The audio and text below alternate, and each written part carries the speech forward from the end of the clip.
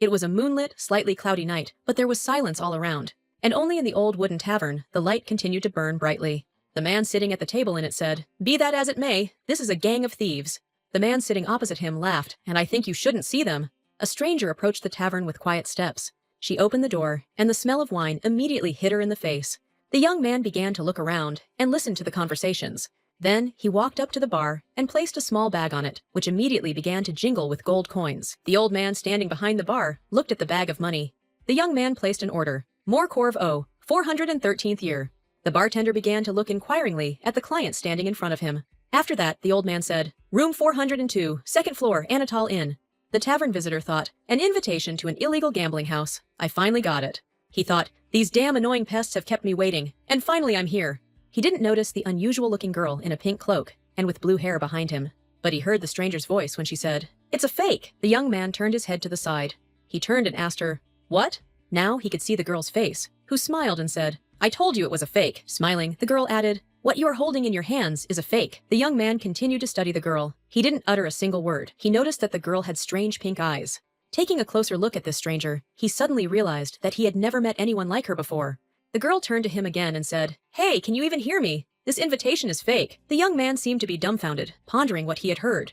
He looked intently at the man standing behind the bar. The old man turned a little pale and began to sweat, while the young man kept his eyes on the bartender. After this, the stranger slowly began to pull the hood of his cloak off his head. Then he shouted in a loud and determined voice, addressing someone, "Hold him!" Immediately, young people jumped up from several places and quickly moved towards the bar counter. The man also quickly jumped up from his seat. But the young people were still faster and were rapidly approaching him. The girl and other visitors to the tavern did not understand what had happened. The girl flinched when he asked, "How did you know the invitation was fake?" She found herself face to face with this young man, and she urgently needed to find an answer. He thought, the fact that the bartender tried to run away made it clear she wasn't lying. But another question arose in his mind. How could this girl recognize a fake from such a long distance? He thought, perhaps she was from the Magdala faction, or the leader who was expelled, but it was clearly a fake. The young man tried to understand who this girl was, and how she could know that the invitation was fake. The girl laughed out loud when he asked, "Are you saying you spotted the fake at first glance?" He remarked, "This is impossible. This ticket cannot end up in the hands of an ordinary citizen." The smiling stranger said, "Are you saying that the invitation can only go to someone connected to Arena?" The young man was puzzled by her words. "It's not like that. I only told you about the fake because I saw it." She said, "I don't deny that it was signed." She suddenly realized that in front of her was the Grand Duke Jashig, leading the Exarch Ferrato Schroeder. He is a man renowned for his exceptional swordsmanship and striking appearance. The boss turned to her and said, "Bexon, sort these documents." She looked at him in horror and asked again, "Is that all?" The man said, "Do you think I would order you to do only half?" She started working, and he said, "I'll have them on my desk until tomorrow morning. Got it?" After that, he laughed and added, "Well, okay, I'll be gone all day." The girl laughed, and he said, "And don't waste too much electricity, after all. It's the company's money." As she sat down to work, Bexon thought, "I need at least 5 cans of energy drink for all of this." She lost her parents at an early age, and therefore had to work a lot. She thought, "I need to stop eating fast food." The saleswoman at the store asked, "Just don't tell me that you're working overtime today too." Bexon smiled, "I think so."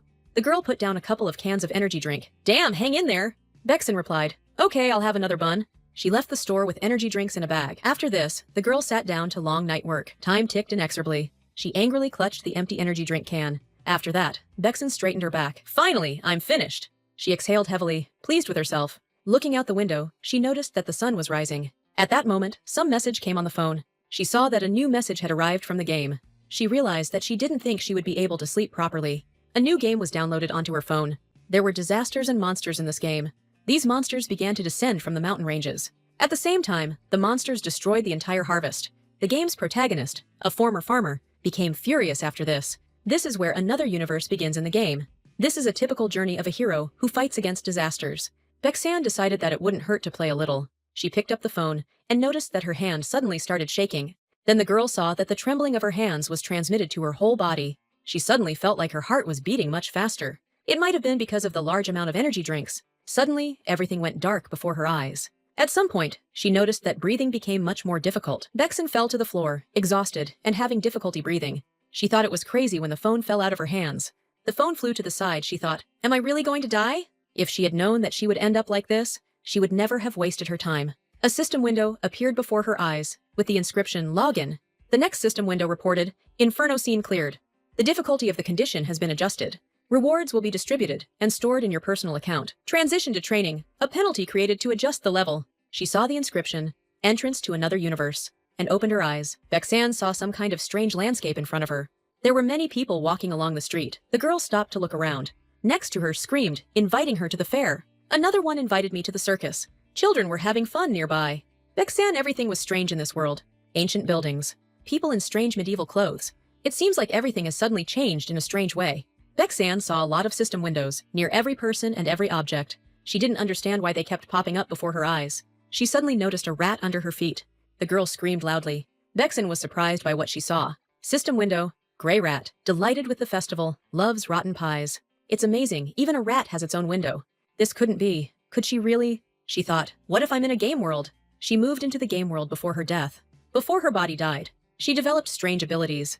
Being reborn into a strange world was very surprising. Her past life was spent in hell, but it was supposed to go completely differently. System window, quest has started. What other quest? She thought. The main quest. For the player who survives great trials, the system creates a ruined world. Destroy the world. The reward is becoming a god. She couldn't believe her eyes. It's the system window again. What the hell is that supposed to mean? Maybe it's because of a dying wish? But that's not what I meant. Refuse the task? The answer is that it is impossible. It would have been better to wish for winning the lottery. I need to calm down urgently. The main quest is to destroy the world. The reward is becoming a god. Could it really cost that much? But still, there is no need to dwell on this. What could be the penalty for failure? The system says it will help, but the penalty will be death. Will it all happen again? She remembered the moment of death. This was just the beginning of the learning phase. It will be necessary to study this world properly. This is a very important task for survival. Next to each one, there is a system window with information about it. She became a wanderer with nowhere to go. But this certainly won't continue forever. This world must become her world.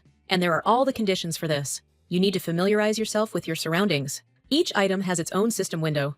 To do this, you need to focus on the object. Then the necessary information appears. Pumpkin candy, cheap sweets molded in the shape of a pumpkin. Receiving information quickly leads to fatigue. She screamed, "Turn it off!" Those around her immediately began to stare at her. She heard, "There are rumors of a strange fog covering the mountains, because of which trees dry up and die. They say no one knows the reason." Vexan read all the information. Most likely it is a Jandok disaster. The disaster appears at the beginning of the game. The world is ravaged by disasters, and monsters are appearing. But this is not a dark or hopeless world, but a prosperous country. You just need to study everything properly, and then use the ability to relax and enjoy life. As for the monsters, this is the main character's concern. Vexan thinks it's a great plan. The window flashed with the inscription, "A task appears." Is this some kind of new quest? Quest, poison the pumpkin candies. Reward, 80 gold. This looks like a mockery. Are there any other tasks? She thought. Quest, spread Chi-Chi's germs. The Black City rat carries a deadly disease. Reward, 71,000 gold. Spread germs throughout the capital. No, this is definitely not for me, Vexan decided. Bourbon Rock Memoirs. We need to find something else. She saw a girl with a golden system window. What could this mean? And who is it? She thought. Gold letters on the hood. Is this really an important person? System window. Batilda Crayfish Schroeder, Princess Orhea, the one who will light the flame of the war. She is being considered as a potential candidate for the title of ruler. Why is a candidate for the title of ruler going to such places? Vexan wondered. This will need to be studied thoroughly. Bourbon Memoirs Rock. Fake, cleverly disguised. The ink hasn't faded. This is a fake that can be used. Should I intervene and talk about this? The girl studied the book in her hands. We need to look for some other task. Quest. Approach Princess Batilda and attract her attention. Reward. 600 gold. A whole 600 gold. A 2% war bonus. No penalty for failure. 600 gold coins is a huge sum for this area. Based on market prices, it would cost around 600,000 in cash. The task is worth taking on. The girl said, the trademark belongs to Bourbon Rock. The merchant replied, this is a family heirloom, and we have specially put it on display for this festival. The merchant added, you won't find anything like this anywhere else. Vexan began to move towards the counter. As she approached, the princess turned around. Should she have told her it was a fake? A tall young man immediately appeared next to her. The system window next to it. Dominic Quito, the royal guard of Batilda. Are you going to buy it? I'm still thinking about it. Whether it's real or not will be determined later. Isn't that the charm of the Blue Moon Fair? That's right. The most interesting thing about the Moon Fair is finding hidden treasures. Orhinia is eagerly awaiting. Remember the story about the old lady who bought a cheap ring, but it turned out to have a real diamond in it? This is a story known throughout the empire. Even at the royal palace, everyone is eagerly awaiting the festival. But in that case, it means that there are also fakes here. If she has this ability, she can achieve big things. I'll be able to earn a huge amount of money, Vexan decided. But at the moment, Vexan's pockets were completely empty. The princess asked, have you also looked at these memoirs? She held a book in her hand. The girl's face became sad. But I'll still have to try, she said to herself. Vexen closed her eyes for a moment and began to explain. Opening her eyes, she declared, "This is not the original." The princess's face changed. Could these memoirs be a fake? Thought Batilda. Calling this a memoir is too much. The ink is completely new. And what do you think this means? Is that all there is to say? System window. The spine of the original is glued, but the counterfeit is fastened with a different glue with whitish edges. Thank you, system window, Vexen muttered. These status windows are absolutely amazing, she asked Batilda. Do you see the whitish edges on the spine? This book was real. The spine would have been glued on using traditional methods of the time. She was very surprised by Princess's question. Batilde, who are you?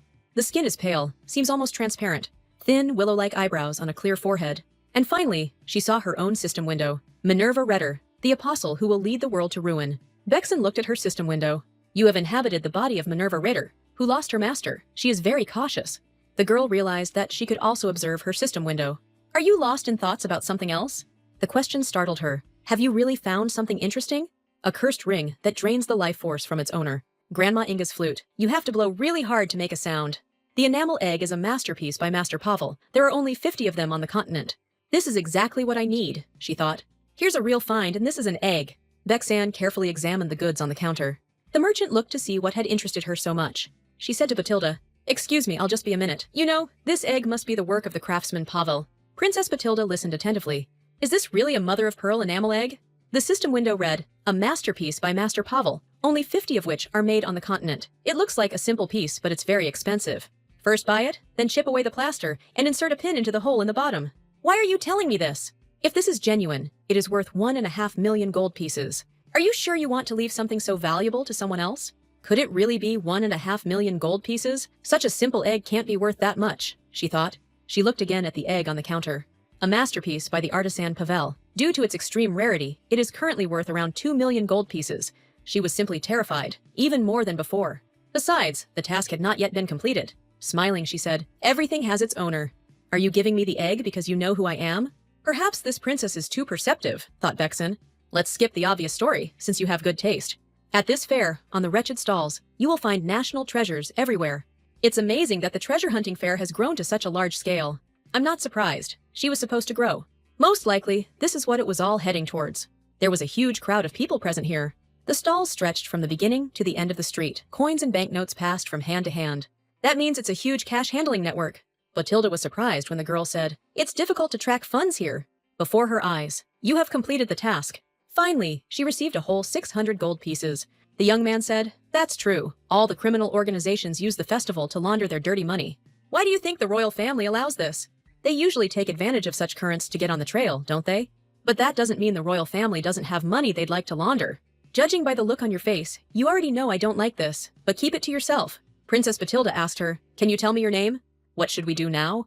"I am Minerva Redder." Princess Batilda's gaze became very strange. "That's surprising. I thought you'd try to hide your name." "I'm sorry, am I doomed?" she thought. "This is nonsense. Since you provided useful information, here is your reward. And please take this too. Present this brooch upon entering my palace, Levantor. Ask for Dominic Keo at the entrance." "Okay, be sure to come to me. I would be happy to take up your offer." Princess Batilda hires talented people at high salaries and gives them hard work. She didn't even intend to go to the palace. This is the so-called Blue Moon Fair. You know, I encountered something completely unexpected. Didn't you give her too much money, princess? For me, it's pocket change. And since I know her name, it's a debt repaid to a potential connection. Just look at the thing you bought. Inside this egg, when you open it, there is just a beautiful flower. Ha ha ha, no matter how I look at it, I'm lying here. It must be worth around 2 million gold. Reader is a forgotten name, and yet her daughter has only just appeared. I'll keep an eye on this girl for a while. Inside one of the medieval houses, the light was still burning. Vexan walked inside her room and closed the door. Then the girl simply plopped down on her bed. Princess Batilda, no doubt, generously gave almost 800 gold pieces as a reward. You can live on this for about a month, but first, it's better to wash yourself before going to bed. I'll need to get myself in order. But what is this? Where could it have come from? It was a scar. Vexen looked out the window at the night sky. The girl sat in the bath and tried to put her thoughts in order. First of all, this world is not a game at all. It's more like a parallel universe with a game world structure. And instead of being a game, it's the real world. Some things in it look pretty weird. The life of a woman named Minerva Redder is also strange. In addition, she had a large cross-shaped scar on her chest. It was necessary to find out who could do this. It is also unclear why she ended up in the capital. Little information was also available about Princess Batilda's intentions, and the only ability given to her was the ability to see windows. Unfortunately, she didn't have an inventory window. But information is a powerful force. It will be necessary to collect all the information about Minerva. You need to use the system window to find a job. This is why Bexon went out into the streets. She went looking for work, and it seems I finally found it. Seeing the huge queue, she decided to become a doctor. It was truly a victory. A doctor is needed in every world. Lydia caught a cold, and crushed herbs brewed with ginger help well. Caleb, his fingers are tingling. He was actually bitten by the savu snake, a species of snake that is evenly distributed throughout the northern region of the empire. Its venom is too weak. Thanks to the windows, she could read all the information about the patients. She could easily have become a doctor. The girl was sure that she would not die of hunger. But if the sage from Redder had not appeared instead? She heard two people talking, and turned her head. He said, "That seems to make sense. Where are the Redders of old?" "Excuse me, do you have a free minute?" "But who are you, madam?" "I want to ask you a quick question. Do you know anything about Redder?" "I'm just curious. Give me the most expensive dish, please." "I can't tell you anything." "However, how could you not know about Redder's struggle?" "I grew up a little naive about how the world works, so I'm asking you for advice." "Well, then I'm ready to tell you about Redders. Once upon a time, there lived a sage who was connected with Baron Redder. They said that a sage sees through everything and knows no boundaries. All people worshipped this sage. However, the sage still remained a man when death approached. He left a final wish, for the sage to reappear in Redder the day before his death. Upon hearing this news, the royal family made an agreement with them. In exchange for financial support from the royal family for the Baron, they agreed to accept the sage when he was born. However, despite numerous efforts, the sage never appeared. The Baron's family was very sad about this. Eventually, the royal family withdrew its support from Baron Redder. The current Baron protested furiously, but was not listened to. Eventually, the Baron died suddenly from shock, and his wife went away somewhere. "I see. Do you know if they had children?" When they said they had a daughter, Bexon understood. The Baron's only daughter was already here. "Thank you for sharing an interesting story. So Minerva in a Redder is a fallen aristocrat, and completely ruined at that. She has the sage's ability to see through everything. She became a sage, but what will happen if she is exposed? What if Princess Batilda suddenly wants to capture her? Then she will become just a puppet in her hands."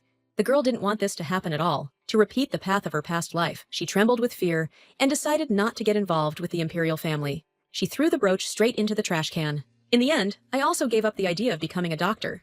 The next step was a pawn shop, but it was also unsuccessful. After that, it was the turn of the jewelry store. From her next job, she was simply pushed out in the back. Finding a job turned out to be very difficult. Suddenly, she saw a sheet of paper in front of her. The sheet stated that an appraisal office had opened. It was also written there that it was founded by the sage Redder. She headed straight towards this building. The girl stopped hesitantly in front of the door. This was the Sophis appraisal office. They assessed everything from a stone picked up on the street to valuable treasures. The flyers said they would appreciate anything. There were dangerous objects that were difficult to identify. Some were a real danger. Mages are certainly needed in this world. Because Manhwa is very often used to evaluate items, she decided that she could find a job here. It was very easy for her to do this. There were a lot of people in the office hall. "Next customer, please. Report this to the deputy guild leader quickly." Bexon decided that this looked like a bank's work. "Excuse me, can I help you with something? I'm thinking about taking a job here. Have you come to find out about the reputation of the company you want to work for?" "No, I'm here to get a job." "What? That can't be right." However, recruitment of new appraisers for our appraisal bureau has been suspended. That's usually how it works. They hire based on special recommendations or connections. He thought that usually such people were simply thrown out. She wears unusual and sophisticated clothes, her hair is shiny, and her demeanor is without her usual shyness. "Wow, those are beautiful clothes you're wearing. Were they custom made by Prug? You smoke and I think you have a dog? But wouldn't it be better for you to quit smoking for the sake of your pet?" The clerk wondered what was wrong with this woman. "This is abnormal. I must inform the vice guild leader." The sun brightly illuminated the room. The man who entered addressed the girl. "Deputy guild leader. What's the matter? What happened?" "Excuse me, someone has come to apply for a job. But the period for recruiting new appraisers has already ended, didn't you know?" "Yes, but this seems to be a special case. You should see for yourself." "Did you say special case?" "Yes, you will understand once you meet this person." "Okay, lead the way." All the time Bexon looked around, waiting for a decision. Elizabeth asked, "Who is this woman? She doesn't look ordinary. She must be a sorceress. We need to check. This is a pendulum that determines the opponent's magical power. The greater the power, the wider the swings. If this is a special case, then the pendulum should react strongly, but the device did not react to the mysterious stranger. Could something have happened to the device? Perhaps it's broken. Why didn't he show anything? Didn't you say this was a special case?" "I'm sorry. I think I made a mistake." "What a waste of time. Please send the woman back. I expected her to be a sorceress. What a disappointment. This is the cup that overflows, isn't it? Am I right? Everything else is just fake, but this thing is real. If I understand correctly, it is intended for the ceremony. How did she find out about this? Among all the items on display, that cup is the only authentic one. I want you to evaluate the item you brought right now and right here." "Who is that man shouting near the counter?" I demand that you evaluate the item I brought you right now in front of me. I don't need to go up to the second floor to get an appraisal. I just want to know its approximate value. Listen, you don't need to get an exact valuation from a jewelry appraisal agency. You just said it was high-quality demantoid, so you should have at least a rough idea of its value. I can't just randomly give you a price. It's hard for me to answer. God, this is so annoying. I'm sick of it. I'm in a hurry. Why is this man angry over something so trivial? What is this expensive thing? Oh yeah, well in that case it all seems clear. A ring with a very beautiful demantoid garnet. The Pineo Retail Company has already reported the theft. A merchant who recently learned about illegal gambling has a bad habit of stealing. If gambling is involved, it's understandable why he's in a hurry. The theft report has already been filed. He doesn't want to stay here too long. Okay, all of this can be used, just like this person. No matter how much you ask me, I can't help you. Tell me, this ring looks quite expensive. Who are you, miss? However, this ring was stolen. What do you mean? It's a family heirloom. How would you know? I heard that Pinea Trading Company recently reported the theft of something. Tell me, do you have proof that the ring is not stolen? The merchant has a bad habit of stealing and is preparing to escape. The merchant grabbed the case with the ring lying on the counter. The man immediately rushed to run from the office. As he ran past Bexon, he shouted, "Get out of the way!" He didn't have time to notice the step she had skillfully taken to trip him up. The merchant lay flat out on the floor with his entire body. The case fell out of his hand and slid across the floor. The woman who approached picked up the item from the floor. Eliza said, "Is this ring really stolen?" She looked at the object in her hand. "No, it's mine, let me go." "Are you sure this ring was stolen from the Pinea Trading Company?" "Yes, I'm sure of it. You can find out immediately if you make a request." "Understood. Hand this man over to security immediately." But she could have made a big bucks out of this. "Thank you for your help, lady. Thanks to you, I was saved from a difficult situation." "No problem. I'm just glad I caught the thief." This woman determined the authenticity of the ring at first glance and discovered that it was stolen. Her intuition told her for sure that this woman was an unusual person. "Do you want to get a job as an appraiser in our office?" "Oh yes, that's why I came here." "If that's the case, I can treat you to some tea as a token of my gratitude." "Of course, I agree." They entered the guild deputy's office. "Please bring me and my guest some tea." "Thank you again for what you did earlier." "Leave it. I'm very glad to be of service to you. By the way, it was quite brave of him to come and appraise the stolen item. There are a lot of people like that these days, trying to find money quickly to spend it. Are we talking about illegal gambling halls? You seem to be completely unaware of the situation in the capital, don't you?" If only she knew what she knew about the capital. It's a typical power struggle in the royal family. His Majesty Emperor Oranea is not interested in the safety of the capital. He's too busy looking after Duke Jashig. Jashig is the late king's son and his own nephew. Forces are deployed to protect the palace. There are gaps in the security system. Thieves have increased. The number of players is also growing, which leads to an increase in the number of gambling halls. The prince tries to fight this, but wherever he goes, he's always one step behind. "Your Highness, it seems we have found a place that secretly sells invitations to gambling halls. Maybe he'll have some luck there after all. First, let's get out of here. There's no point in staying here. Have you found out where they sell invitations to the illegal trading house?" The three of them moved towards the exit. "Yes, it looks like it's in some kind of tavern. We're still investigating it. They don't just exchange invitations for money. There must be some kind of secret code. Find everything we need. We don't have time. Hurry!" So the Emperor turns a blind eye to security measures in the capital? Yes, that's exactly how it is. Everything is ready. I made some tea for you. Please choose what you like best. It's quite strange why there are 3 teapots here. A teapot from Saidia, a brand that produces mid-priced cookware. It was met with widespread criticism and is no longer in production. The teapot, a vintage teapot from a supplier to the royal family, was made over 90 years ago and is in excellent condition. A cheap kettle that copied another design. The elegant patterns and water flow are slightly different. I'll settle for something in the middle. After all, old things are always the most beautiful. Yes, you're right. And yes, 90 years ago wasn't that long ago.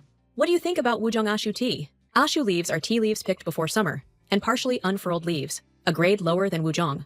Are you sure this is really Wujong Ashu? It seems like she really knows everything. The delicate leaves of Ashu tea are harvested before the spring rains. This high-quality product is produced in limited quantities.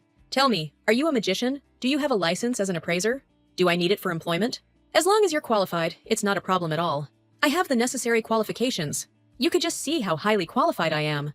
I'm one of those people who can't stand unnecessary movements. Do you think I just need to prove my qualifications? Minervina began scanning items located in the office. The statue behind us is currently enchanted with a lie detection spell. The wing-shaped statue at the entrance has a detect magic spell cast on it. This is a bell with 8 bells. In ancient times, it was used to call for rain. Among the weapons, there's something that looks like a whip. I know who used it, but it's a fake. Besides, I can evaluate all the things in your office. Eliza Barrett, Deputy Guildmaster of the Evaluation Office, is deeply moved by the candidate's unexpectedly outstanding abilities. She's not a magician or an appraiser. Perhaps in that case, she's someone else. Are you really a wise man? It looks like this woman has revealed who Bexon is. Eliza Barrett is a little afraid of you, but she probably won't spread rumors, even if your identity is revealed. She wondered if it was safe for her to reveal her identity now. Then the girl began to pull the hood off her head. Yes, mind the name Minervina Rettor. Please forgive my rudeness. I'm Eliza Barrett, Deputy Guildmaster at the Sophis Appraisal Office, at your service. Please, just don't greet me like that. Even if your family has fallen, you still remain from a noble family. Won't you be my boss if I get hired here? Despite this, the nobles do not treat commoners with honor. Who told you I'm a noblewoman? What if you're wrong? Excuse me, what did you say? I'm just a stranger looking for a job here. Are you asking me to hide my identity? There's no need for that. If she goes to the Imperial Palace, you will surely receive exceptional treatment and be confirmed as a sage. She heard that the Baron's family in Rettor had failed the test and had fallen completely into disgrace. This explains why they did not go to the Imperial Palace. If this girl works with us in the office, it will definitely be a huge advantage. But the problem is that the Imperial Palace will learn about the existence of the sage later. It won't be easy. It won't be comfortable. You know, despite my abilities, perhaps, we won't be able to work together. Yes, that is true, but please wait. Barrett, you seem to have been having a lot of trouble lately. I think I can handle this headache for you. What do you think about this? Maybe we can make a deal?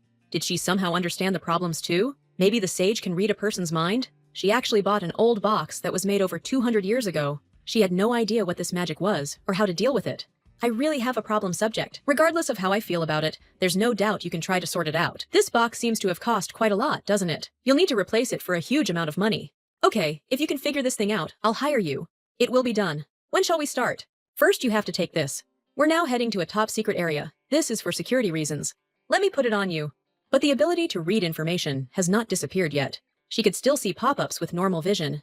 But with the bandage, Minervina's vision became distorted. You had to be careful in the dark. The two of them walked down the office corridor. I wonder why there is such strict security here, and how much further we have to go. We've arrived. Now you can take off the blindfold.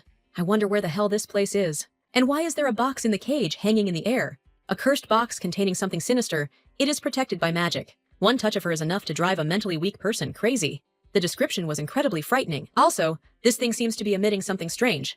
As you can see, it's quite an ominous item. Magic picks up aura. Where, pray tell, did you get something like that? For the Sophis Appraisal Bureau, this is a mere trifle. You can come closer and take a look. But aren't you crazy? Bexon took a few steps towards the cage. A red system window immediately appeared. You have entered a dangerous area. She took another slow step. And suddenly, she felt that it was very difficult for her to breathe. The girl felt that she was losing consciousness. Lady Minervina, do you need any assistance? Is she really going to die so stupidly again? She didn't want to die at all. The system window read, difficulty setting. Her breathing was very heavy. System window. A simple curse cannot handle the player. And finally, a new window. The danger is neutralized. The girl sighed with relief and began to breathe deeply.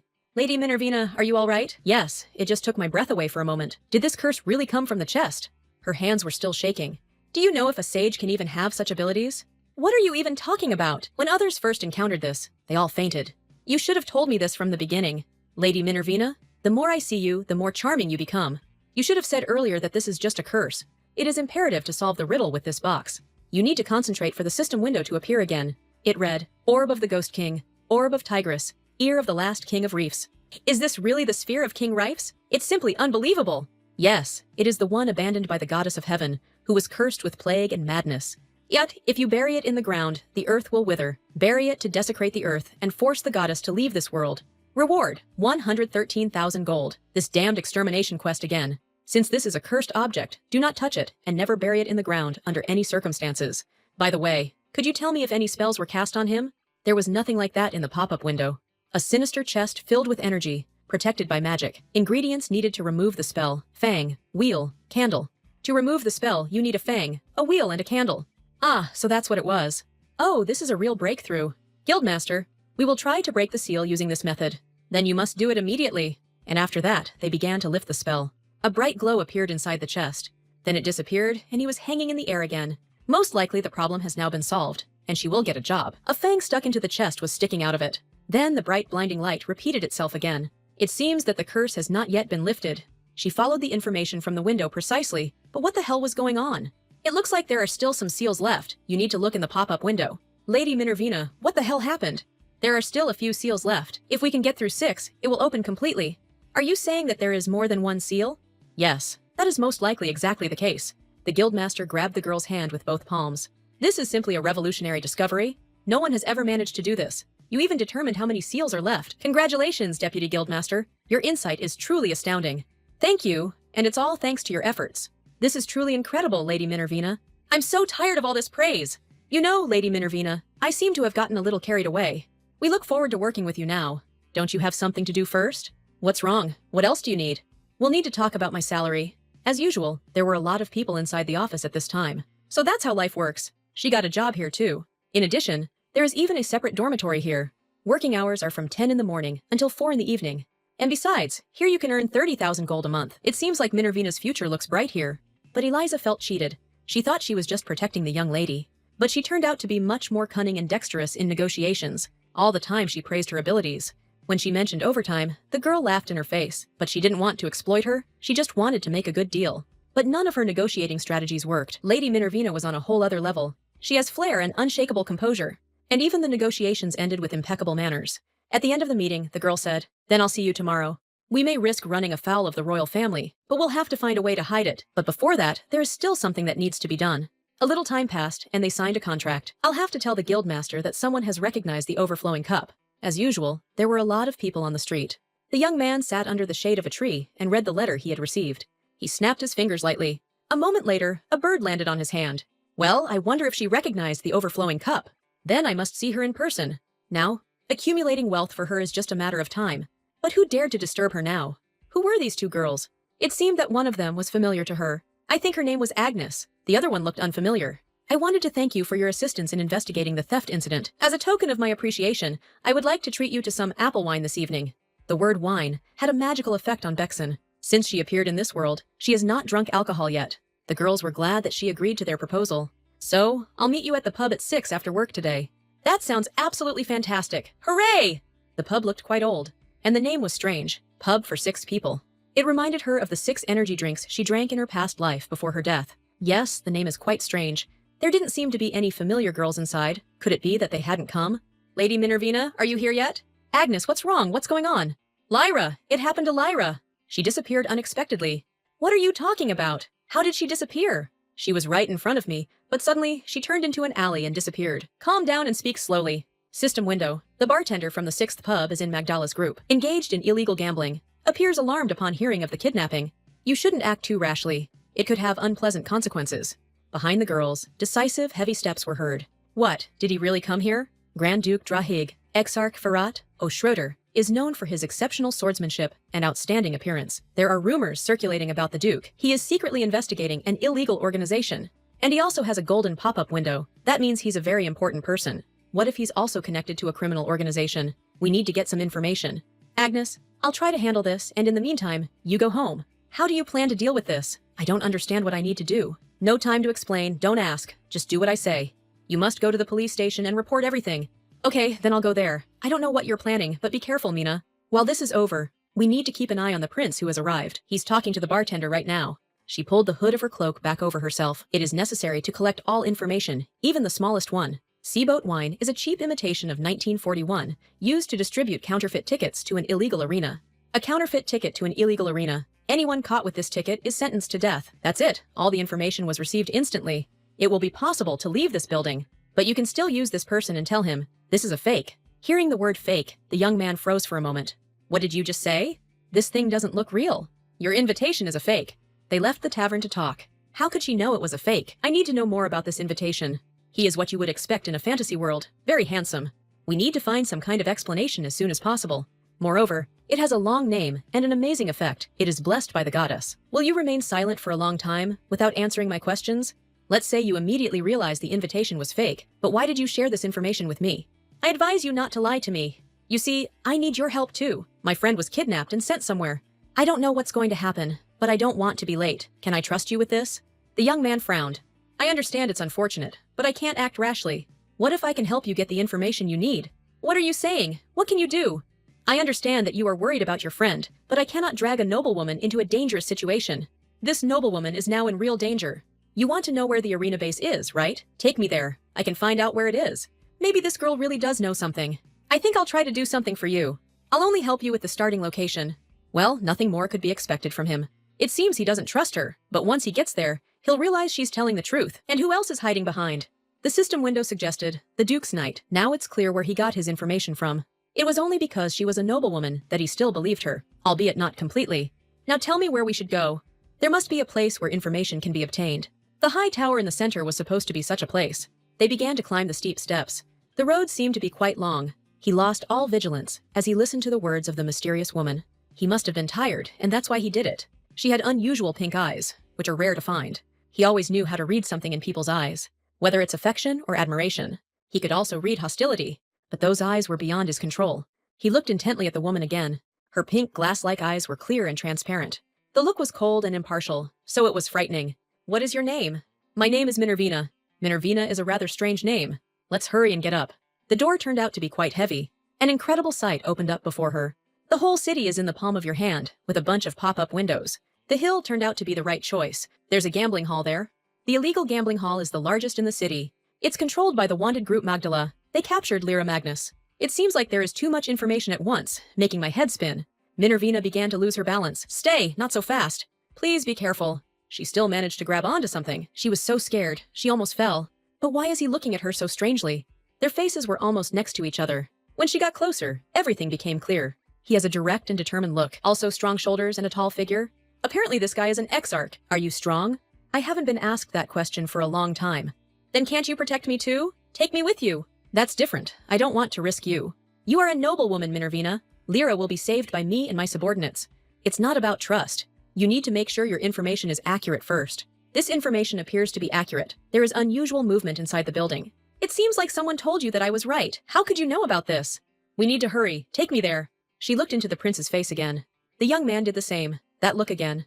Oh, okay. I'll take you with me, but I'll need to deal with you separately. I hope you'll cooperate. Okay, that's decided, thank you.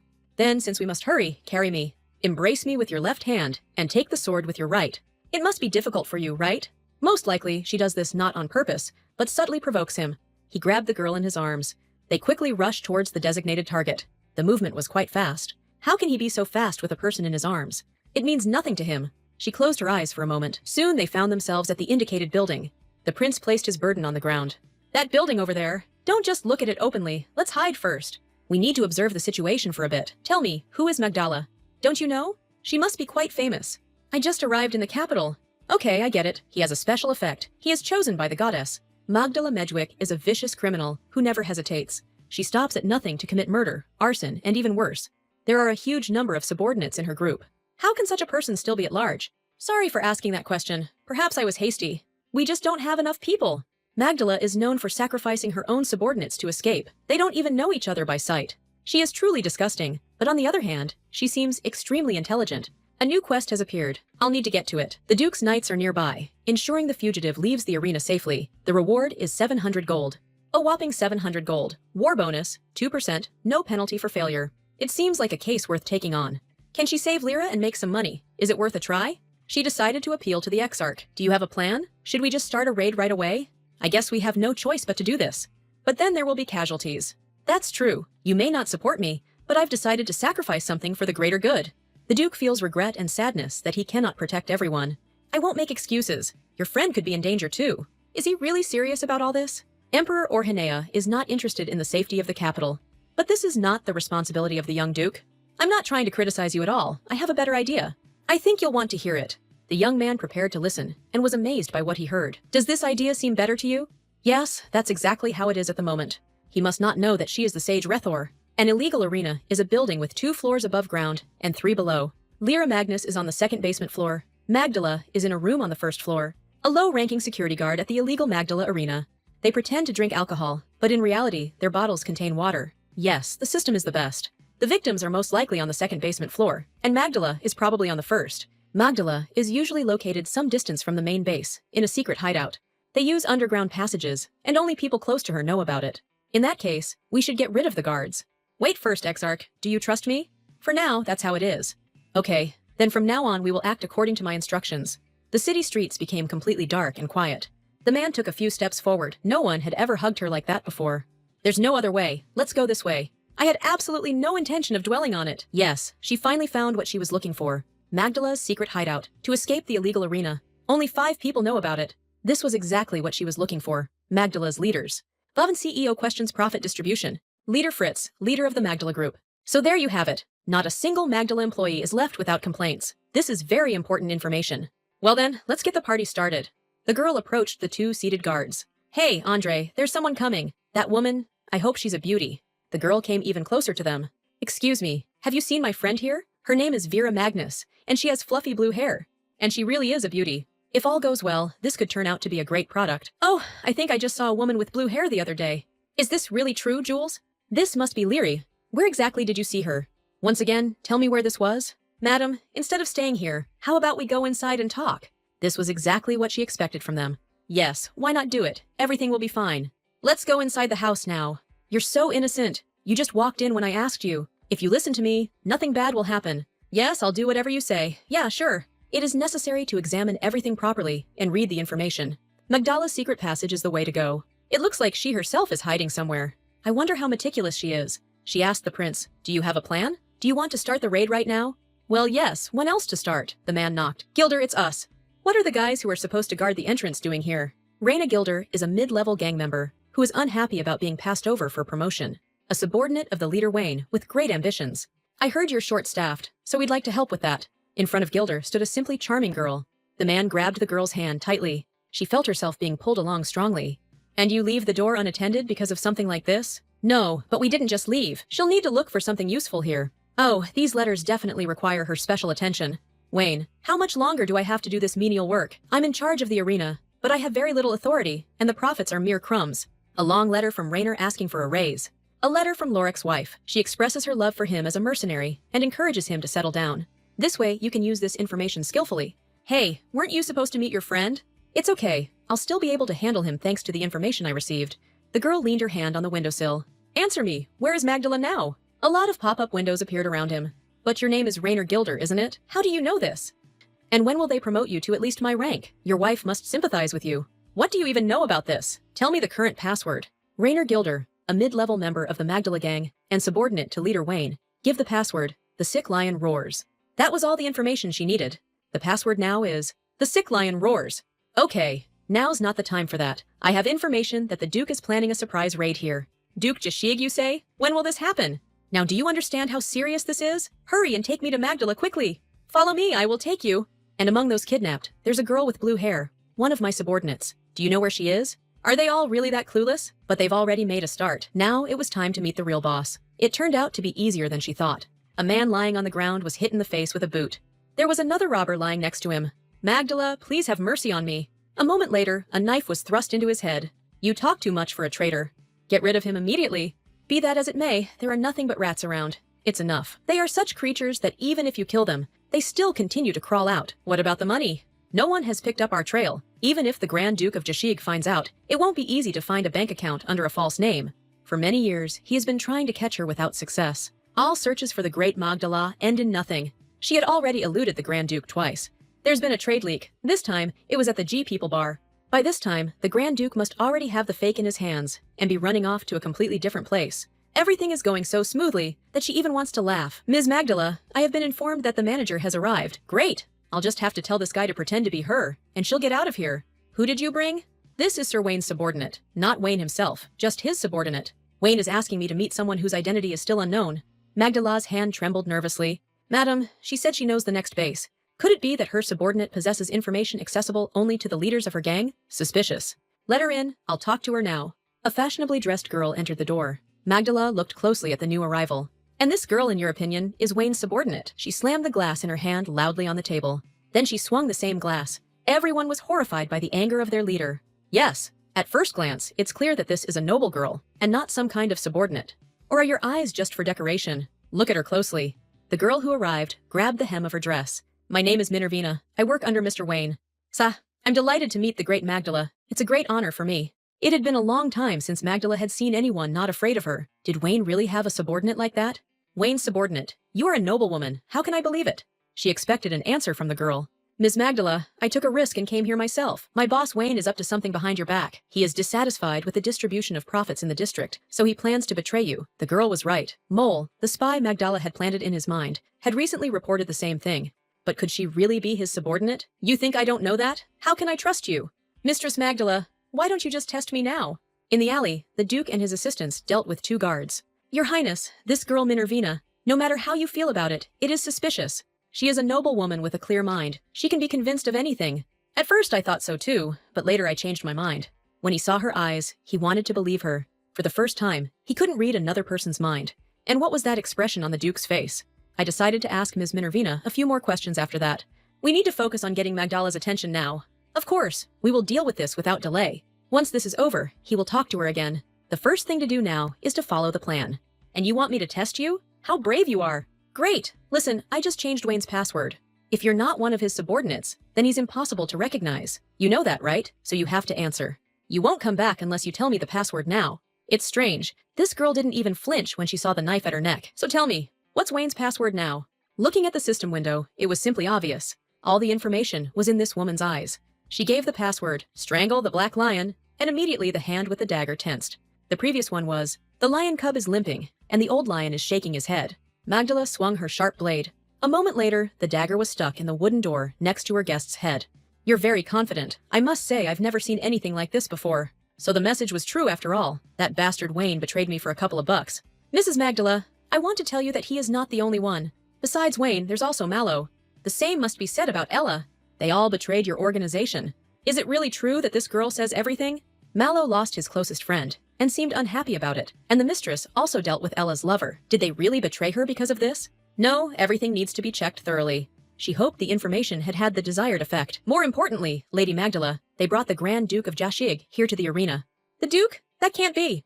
I don't know when he'll arrive here, but it's definitely going to happen. You need to run away quickly. Magdala rushed to the window to look out. What's going on? Where's all this noise coming from? Madam, look out here. There are the Grand Duke's knights outside. Out of the way. Step aside, I'll see for myself. Outside the window, there was a skirmish between the Duke's knights and the robbers. It can't be. Could this man have actually managed to track her down? How did all this happen? He shouldn't have been allowed in here. The Duke shouldn't have ended up in this place. He should have been on a false trail. They have indeed betrayed Magdala, and now the Duke is on his way here. A man who definitely won't feel sorry for her. Damn, what should I do now? Magdala must be wondering what to do right now. It's a real headache. The funds are in Stelona Bank, so there shouldn't be any problems with them. There are many places in the Empire you can move to. She wanted to say, the problem will be solved if you just run away. The next thing she needs to do is, of course, lean on someone. Magdala Medjik, due to the betrayal of its leaders, wants to introduce you into its social circle. This was exactly what Minervina was aiming for. She felt a chill run through her as a blade was thrust into her. She wanted to scream after the actions of this madwoman. It was all just obvious, in the girl's opinion. Hey guys, wait a bit so I can escape. Don't forget about the secret passage. You will have to follow me. Will I really be able to do this with you? Don't make me repeat it twice and follow me immediately. Magdala sank down in front of the secret passage. They both ran through the underground passage. Magdala ran like a real sprinter. Minervina could barely keep up with her. It seemed like she had limitless powers. She thought, I have already defeated the Duke 3 times, the man thrice blessed by the goddess. Even this talented Duke finally cornered Magdala. Ugh, Magdala, could you move a little slower? Pull yourself together. From today on, you will be the highest-ranking employee in my organization. That will happen after we get out of here. Let's plan our next job together. If that's the case, then you and I will achieve a lot. Just outside the door, Magdala flew upside down into the air. She put her hand to the cut on her cheek. Well, Magdala, I finally saw your face. Magdala Medjik, I hope this is the end of your crimes. Duke Jashig, this guy, how can it be, always so punctual? At the same time, the girl stood as if nothing had happened, and no one touched her, even with a finger. Did this girl really dare to betray her? She wasn't on your side from the start. You just thought so. Magdala reached out to the dagger lying nearby. She grabbed the handle of the bladed weapon. Then the woman swung her dagger and struck with all her might. Minervina managed to dodge the first blow. Then it was Duke Jashig's turn. He grabbed the villain by the hand, by the wrist. Then he threw the robber to the ground. The young man pressed her head to the stone pavement. Tie up Magdala now. So that's why she said to just give up. Go and rescue the wounded. The rest follow me. Capture the rest. In this way, she simply obediently gains experience. By morning, the Magdala robbers were almost finished. Everything went exactly as she predicted. The conditions for the mission's success were the information it received and Magdala's assistance. Quest. Duke Jashig's knights are nearby. Escape the wanted criminal Magdala safely from the speculation area. She did just that, but in doing so, she brought her to justice. Everything turned out perfectly. Thank you for the 700 gold pieces. Thanks to the news and the security service, Lyra was able to return. Lyra, tell me, are you okay? Luckily, she was okay and not hurt at all. Yes, it's all thanks to Mrs. Minervina. Would this plan never have succeeded without the Exarch's powers? Without this lady's strategy and courage, it probably wouldn't have worked. Why does he give her so many compliments? It had been a long time since she had last heard them, so she felt a little shy. Well, I'm a little tired, so please excuse me. Please wait a minute. Are you just going to leave? Well, everything is done, right? Well, yes. Tell me, how did you know Magdala has so many databases? I don't understand. No one ever mentioned it. See, even without saying it, wasn't it clear? Being able to escape and being cornered are two different things. Magdala Mejic displays a genius talent for escape. Even her officers are unaware of the existence of the secret base. All this information was obtained from the system window after she met her in person. The more cowardly a person is, the more often they think about escape. I suspected there must be a secret base there that only she knew about. Is this something from criminal psychology? I was just thinking from Magdala's point of view. I didn't know you understood it so easily. How awkward. System window, Duke Jashig laments his own incompetence. An honest man like him would not have been able to guess the criminal, and therefore most likely blames himself for it. So, what happened when you infiltrated the secret base? I need to know how you gained Magdala's trust. How persistent he is. How annoying he is with his questions. Tell me, Duke, can you just pretend you don't know anything about this? The young man looked at her face in bewilderment. After that, he closed his eyes as if deep in thought. To the girl's surprise, he agreed to her request. And then he thanked her again. The girl asked him what he was thanking her for. Thank you for helping everyone with your ability. She blushed slightly again. She hadn't heard compliments for a long time, but she felt this man's sincerity. It was very pleasant. Thank you too, Duke, for trusting me. Ms. Minervina, I want to thank you. Could you please come? Isn't a simple thank you enough? Just consider me doing my civic duty, Duke. Haha, then just come visit for any reason. Who visits a ducal mansion for entertainment anyway? This is simply my personal matter, and from now on, please call me simply Exa. Not Duke, not Exarch, but simply Exa. Because formal speech is completely unsuitable for you. I wonder what a visit for fun could mean. It's kind of strange. If she goes there and they find out she's talented, it will be really awkward. There's nothing more for me to do here. But to say it with such an expression on one's face should be criminal and illegal. After some time, the Archduke's success during the night became known first in the royal palace, and then throughout all parts of the empire. His cousin burst into his chambers, and immediately after entering the room, she screamed, "I heard you have captured Magdala Mejic, your grace!" The young man responded calmly to her words. He was just tidying up his clothes and getting ready to leave the chambers. Then he turned his head towards Batilda, who had come to him and said, "So, you have come. What was the reason for your appearance here?" Sitting down on the sofa, the girl sighed and said, "Oh, you were changing, your highness. I apologize for seeming to disturb you." Embarrassed by her impudence, Jashig said, "You already knew about this much earlier, as soon as you looked through the door. But instead of leaving here, you still burst into the room and sat down here."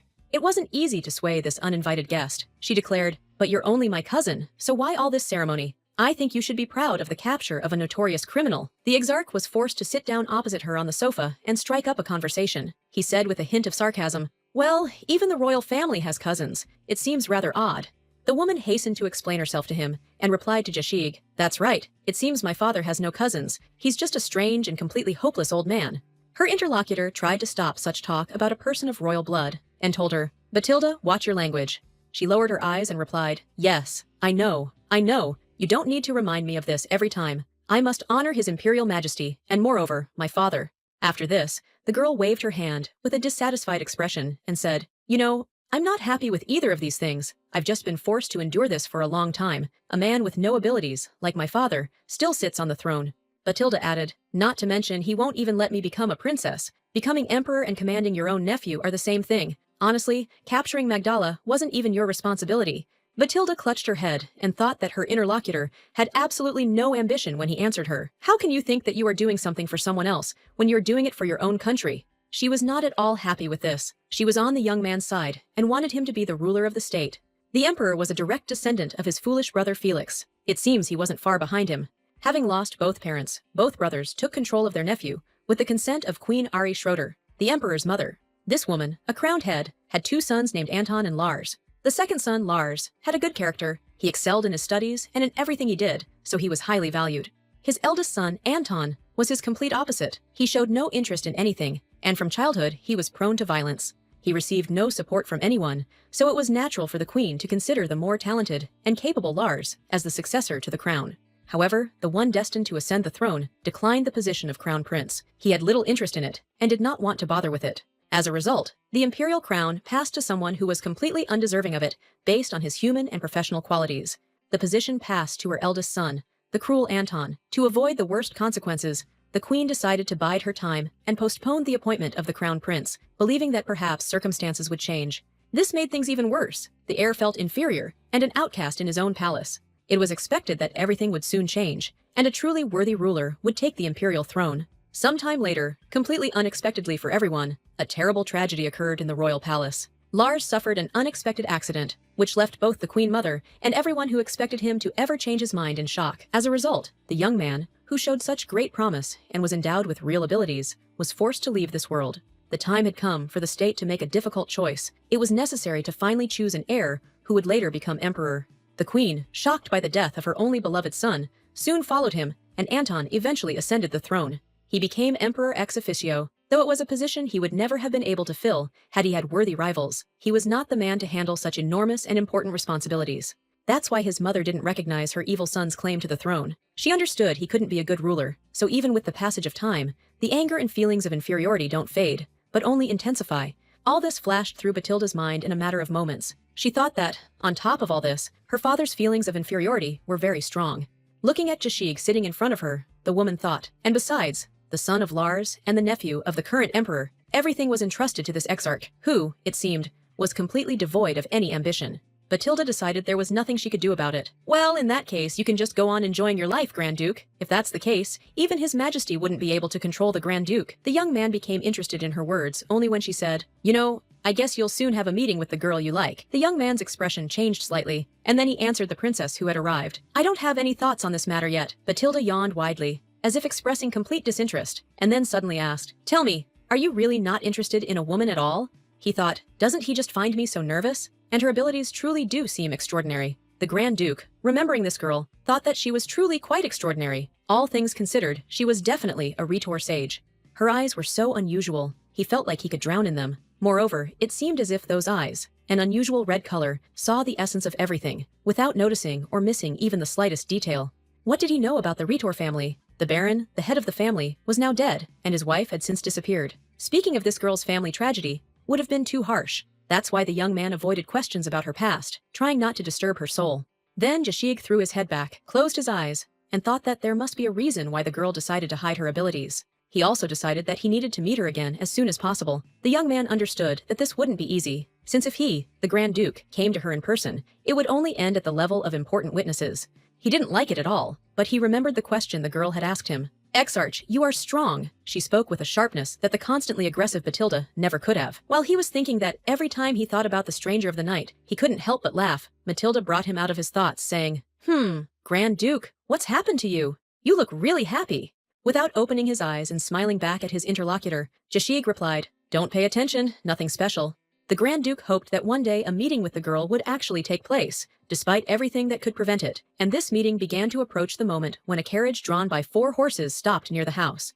The girl began to step out of the carriage, slowly moving her feet, after she was told, "We have arrived." Raising her head up, Minervina thought that she could have stayed at work a little longer, but finally she had arrived here. Looking at the enormous building before her, she thought, yes, this is the Grand Duke's home. Her visit here had been unexpected, yet she had learned of it several days earlier. A few days before this visit, she was simply stunned and asked again, "So, we're talking about cooperation? Who asked for this?" Eliza Barrett replied, "Yes, we have been asked to cooperate. Among the hidden valuables of Magnolia Magic, which was seized a few days ago, there appears to be an item that requires our appraisal." Minervina was simply stunned. Could it be that she, of all people, would now be sent to evaluate this mysterious object? She asked, "Is this request for cooperation coming from the Grand Duke? Is he the one asking for cooperation?" Eliza replied, "Yes, that's right, exactly. This is a very important assignment. This time, as I heard, the Grand Duke himself is also going to assist the new staff who will arrive for the assessment." The woman continued, telling her puzzled interlocutor, "In connection with this, the Grand Duke of Jashig has also sent a request for cooperation to our guild. We must participate in this." Minervina thought this was a real headache. She had tried her best to avoid another meeting with the Exarch, but now it was Eliza who insisted she come to this palace.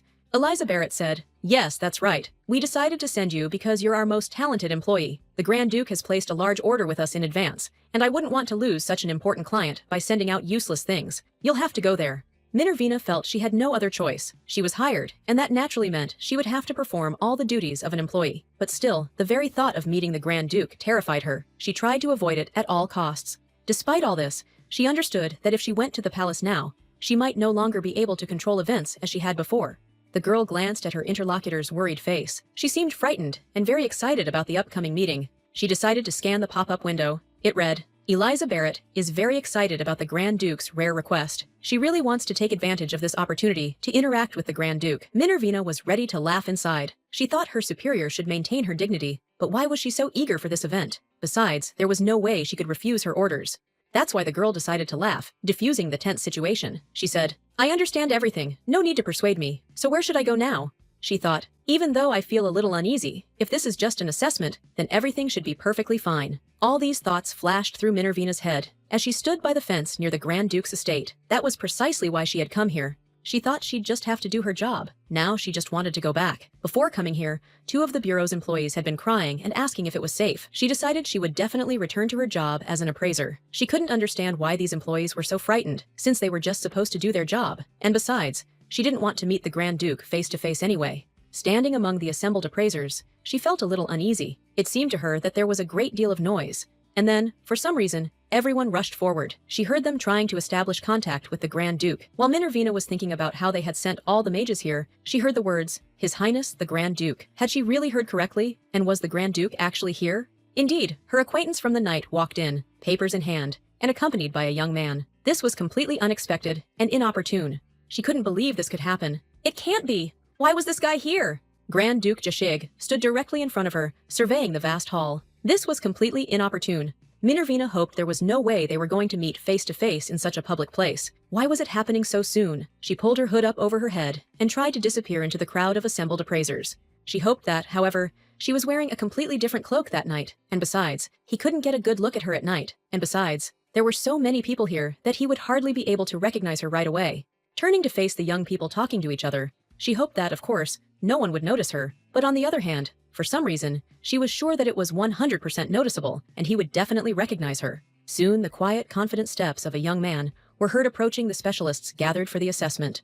The Grand Duke's steps were confident, and it seemed he was getting ever closer to Minervina, who was hiding from him. At that moment, she prayed for only one thing, that he wouldn't discover her. She tried to hide her head as deeply as possible under the hood. The Grand Duke stopped right behind the man, who was hiding in a large dark cloak under a hood, and looked at the back of his head. Minervina prayed for only one thing. Please don't recognize me. Please don't come closer, and let everything stay as it was. She really didn't want to meet him again. The Grand Duke extended his white-gloved hand towards the hood, seemingly trying to discover the person hiding behind it. He was ready to discover the mysterious guest, and froze for a moment. But at that moment, the face of a seemingly half-crazy old man suddenly appeared before the young man's face, exclaiming, "How long has it been since we saw each other, Your Grace? Why haven't you looked in on me?"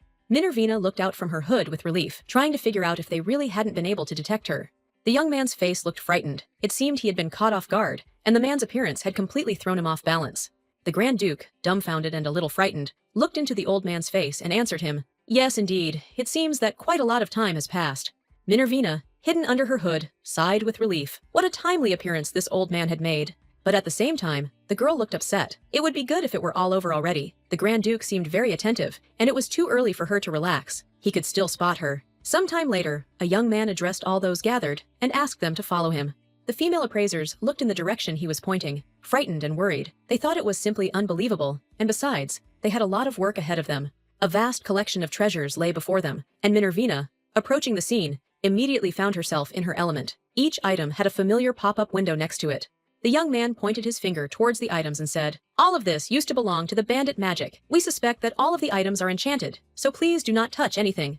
Minervina immediately began walking through the collected items, scanning information about them. She wondered how cunning magic had been, and when she'd managed to steal such a huge fortune. Minervina's gaze suddenly stopped for a moment on something sparkling. She became intrigued and thought, "Yes, what is that?" She looked closely at the artifact she had found and thought, "How beautiful it is." It looked like an expensive item, and attracted the girl with its unusual appearance. Minervina began examining the window that appeared. It stated, "A lost artifact, a magical weapon of antiquity, once lost by the Empress. Under certain circumstances, it is capable of exploding, creating a powerful wave of cold." The girl was literally dumbfounded. It seems she found something dangerous. Could it really be a weapon? After all, it looks more like a snowflake carved from a precious stone. As she excitedly examined the item, shouts from the other appraisers came from behind her, one of whom loudly asked, "So, what are we going to do with all these items?" Minervina wondered, is this really me they're talking to? All her thoughts were now occupied by the ill-fated object she had discovered on one of the shelves. It really was like that. A girl ran up to her and started babbling. "Yes, it was me. Don't be rude, but could you please demonstrate?" Then another one came up to them and said, "You're an appraiser, right? You're very popular among the magicians on the 3rd floor. I'd like to learn from you." The girls, one after another, began to turn to her, asking her to teach them something. She noticed that all the girls had admiring looks. They couldn't take their eyes off Minervina and asked him to demonstrate his abilities. With a heavy sigh, the girl was forced to agree. She said, "Okay, just try to listen carefully and pay attention to how people around you react. I don't like being the center of attention." When the girl said, "Okay, we get it," Minervina wondered if she should do anything with the object she'd found. She figured nothing bad would happen to it. The object was still lying there. No one had touched it, and she hoped that no one would notice it. Minervina began to walk between the placed artifacts, and, thanks to the pop-up windows, named all these items. Onlookers said, "Is this really the girl from the church? Perhaps she's a priestess?" People were simply amazed at how skillfully and quickly she determined the value and purpose of all the items in the warehouse. Meanwhile, Grand Duke Ashig was still pacing the warehouse, far from the girl, holding a stack of papers in his hand. He seemed oblivious to her. But suddenly, the hand holding the paper trembled. He thought he heard a familiar voice for a moment, somewhere nearby.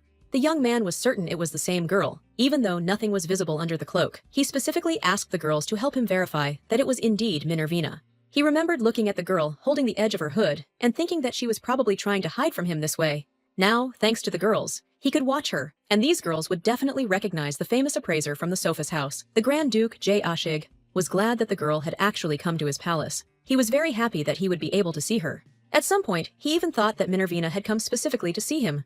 But then the young man immediately threw these thoughts aside. This couldn't be, because then she wouldn't avoid him at every meeting. Sitting at the table, the Grand Duke thought, "I would like to communicate with her as if we knew each other, but it seems she wants to pretend that she does not know me. She did not even say hello to me. It's just a pity." At this time, the assistant standing behind him watched the young man and thought, how strange the Grand Duke has become lately. He has a strange expression on his face. Is he really worried that the magicians are not fulfilling their duties? Leaning over the Duke's head, the young man whispered, "Your Highness, perhaps we should send someone to check the storeroom once the mage's work is finished?" Duke Ashig reassured him and said, "There is absolutely no need for that. I have already sent the agency's best people there. If it is the one I think it is, then everything will be fine." After this, Grand Duke Ashig smiled and added, "I hope that the girl who can definitely handle the job has come here, and if it is she, then everything will be over very quickly." At this time, the archivist in charge of the storeroom said, "I haven't noticed anything dangerous, but I think I'll go report to the Duke now and come back to you." Minervina began looking around. She decided she needed to finish before the Grand Duke arrived. One of the female appraisers loudly exclaimed, "This is the last one! Have you appraised all the artifacts found at Matilda Magic yet?"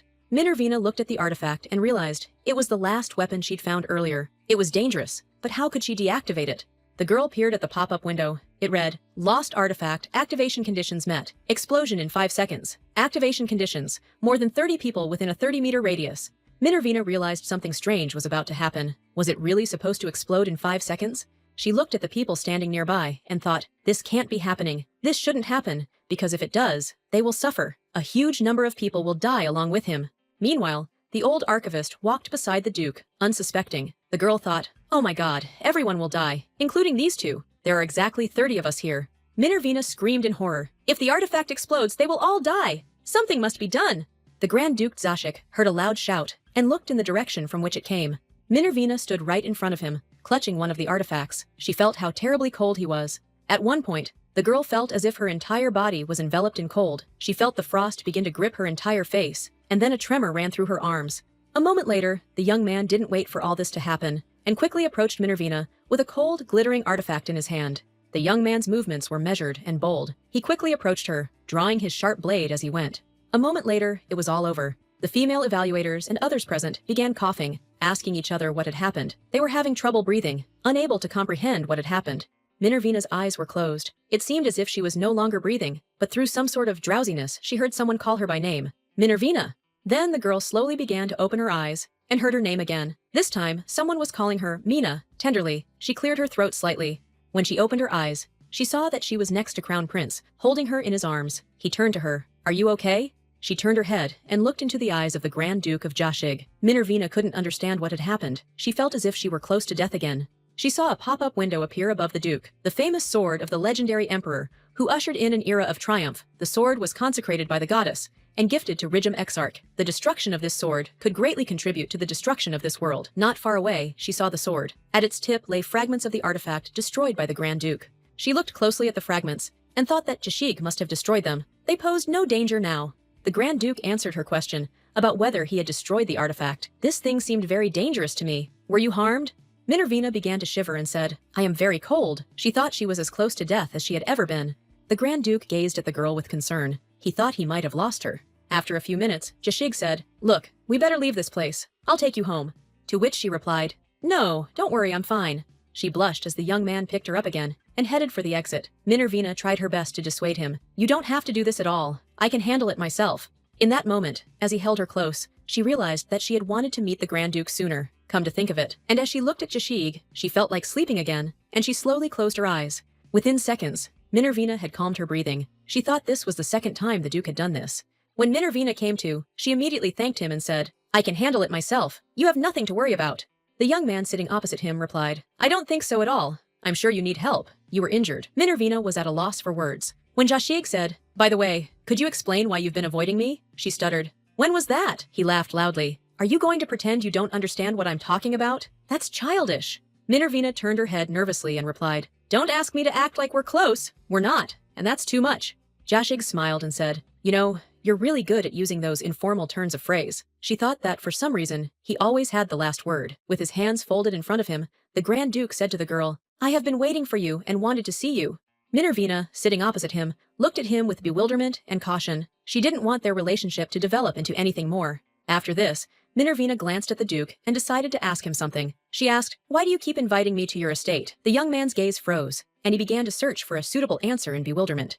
He remembered his first meeting with this girl. At that first meeting, she was simply unusual. He told her, The first time we met, you risked your life for a friend. Today, you did the same thing again, saving other people. You put yourself in danger. Minervina looked at him in confusion and said, Wait, what do the events you described have to do with your invitations? I don't see any connection. The young man laughed and then asked, Don't you understand? I think this should all be perfectly clear to you. Minervina smiled slightly and thought that this young man was a real sneak and it would not be so easy to get rid of him. Her eyes were frozen in bewilderment and incomprehension of what was happening when Duke Jashig said to her, You are a very good person, Minervina. She asked, Why are you saying this? The Duke continued, while the girl listened in bewilderment. Minervina, you are a brave, strong girl, so it seems quite normal that I want to see you more often. Duke Jashig blushed a little and said, The desire to see such an unusual girl is absolutely normal and natural, in my opinion. Minervina thought about it and decided that everything he said was absolutely true, but on the other hand, she could do all this thanks to the system windows. Looking at her hands, Minervina thought she had no special abilities other than that. She wasn't physically strong and couldn't use magic, but she still understood that with her ability to see pop-ups, she could achieve a lot and do a lot. Even if she had the opportunity to return to her past life, she would still do exactly the same thing. Duke Jashig watched the thoughtful girl and thought that everything was going perfectly, and soon their relationship would become even closer. Finally, their short journey was completed, and the carriage stopped in front of steps leading to some building. The first to get out of the carriage was a young man, who took a few steps and stopped. After this, he offered his hand to Minervina, who was about to follow him out. The girl looked again into the face of this man, who did not take his eyes off her. Minervina also looked at his face, as if not understanding what he was about to do. Seeing his outstretched hand, she extended hers in response, and the Duke took her fingers in his palm. After this, the young man said to Minervina, You know, I'll still send for a doctor to examine your wounds. Please wait here. I'll tell you what happened in Sophis, and you can rest for now. When the girl thanked him, Duke Jashig added, And I have something else to propose. No offense, but let's meet again. Minervina's face looked irritated and displeased. She replied to the Duke, I won't get another chance like this. The young man said, That's a shame, and then laughed softly. She couldn't understand why he was so amused. After this, the carriage took Duke Jashig away, and Minervina remained to watch it go. She stood there, wondering what this kind of relationship with the Grand Duke might lead to. It was absolutely not part of her plans. But after that, the girl smiled. Her cheeks turned a little pink, and she decided that she could cope with the situation. As soon as she appeared in the appraiser's office, she immediately heard enthusiastic shouts directed at her. Thank you very much, Lady Minervina. The situation was urgent. But you're a real good guy. You reacted to the danger in time and tried to save us all. Minervina replied to Eliza, It's all nonsense, but if you want to express your gratitude to me, you can raise my salary. Eliza Barrett smiled back and asked, Tell me, could we just offer a verbal thank you? I don't think our budget can handle your salary. Minervina smiled at her and thought that it was perfectly in this woman's style. But something began to change in her life. She noticed that people began to see her as a good person. They invited her to dinner and thanked her for saving them. She, Minervina, thought about it and decided that even before this incident, they had shown her similar signs of attention. It even embarrassed her a little. At that moment, the girl and Eliza Barrett turned away because the man who approached said, "You are Minervina, right?" The girl instantly assessed the pop-up window. Marinus, a proud appraiser working on the second floor of Sophis. The man's face looked unfriendly. According to the window, his father held a non-hereditary title. However, this man acted as if he were a nobleman himself. His gaze was cold and piercing as the man said, "You're all anyone hears about in Sophis lately. They say you even visited the Grand Duke, and it seems you're very close to the deputy guildmaster." Standing before Minervina, the man said, "So, you're a skilled mage? Or perhaps you have a gold license?" This was a rather unexpected statement. Minervina thought, is he really implying that I'm only here because of my connections? Every organization is full of people like that. She nevertheless shook the hand extended to her and thought, how this all irritates me. The girl said, "No, I'm not a magician, and I don't have a license either." The man didn't let up. Laughing loudly, he declared, "Ha! Not a magician, and without a license no less. So how did you manage to get a job here? It's very strange, to say the least." Other office employees overheard their conversation. Marinus spoke very loudly. He asked, "How did you even end up at Sophis? The Bureau has a very rigorous recruitment process. Could it really be that you were just lucky?" Minervina thought, lately people who don't like me have been showing up at the Bureau. She smiled and said, "So that's whose fault it is." Eliza Barrett decided to intervene in the conversation. She said, "Listen, are you implying that Minervina was just lucky to end up at Sophis? Do you realize that with your words you're insulting me too?"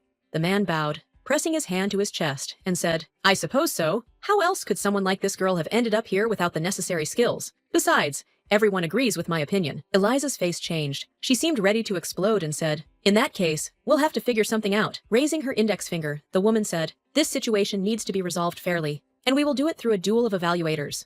Minervina was even pleased with this proposal, although it was not clear to her what Eliza had just said. The man laughed loudly. "Great, I agree."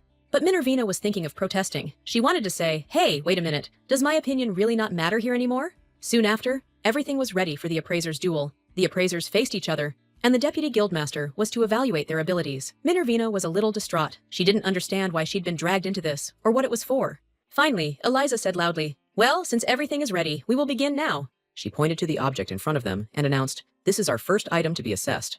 Minervina immediately read the necessary information from the window. Holy water is sanctified by the holy beast Lionel Miland, using olive oil and his magic. The aura of holiness is clearly felt. It must be destroyed to successfully complete the main quest. The man right in front of her smiled, and, without waiting for anyone to say anything, said, "I'll go first." He began to look closely at the relic from all sides, squat, and run around the table. Minervina, meanwhile, looked at the man in bewilderment. She thought, "Oh, so this is how an appraiser really works. It'll be interesting to observe him. This was new to me." Finally, the appraiser finished his work and loudly proclaimed, "In my opinion, this is holy water, and judging by the energy emanating from it, it was created by Lionel Miland, the last of the gods." After this, the man burst out laughing and exclaimed, "Oh, what a pity! It all ended so quickly."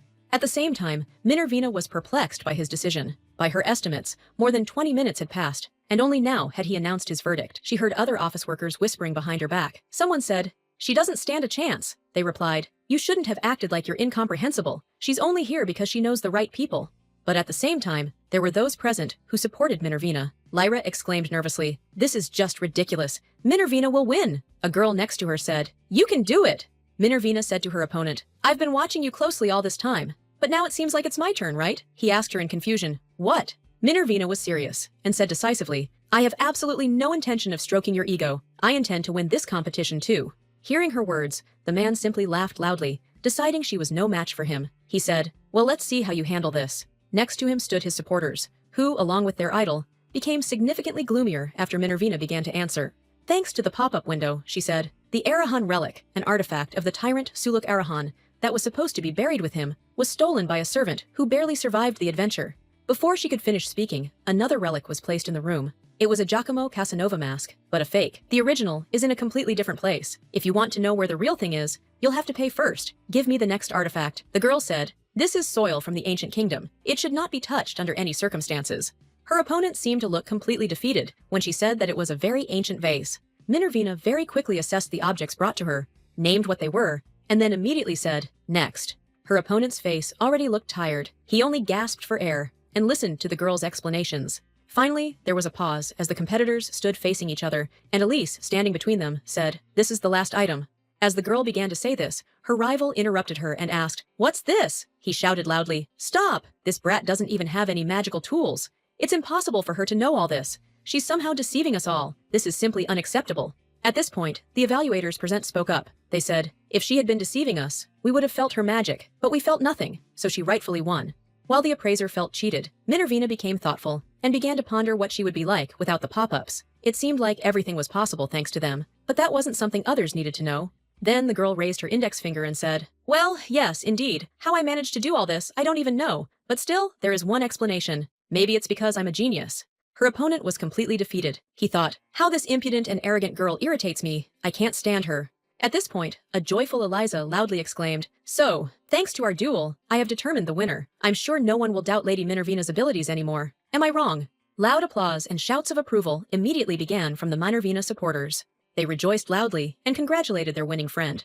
Lyra threw herself on Minerva's neck and said, I knew it. I knew you would win. Those supporting the evaluator looked a little upset. Minervina turned her head angrily and noticed a system window above their heads. It read, Sophus evaluators, they want to befriend you.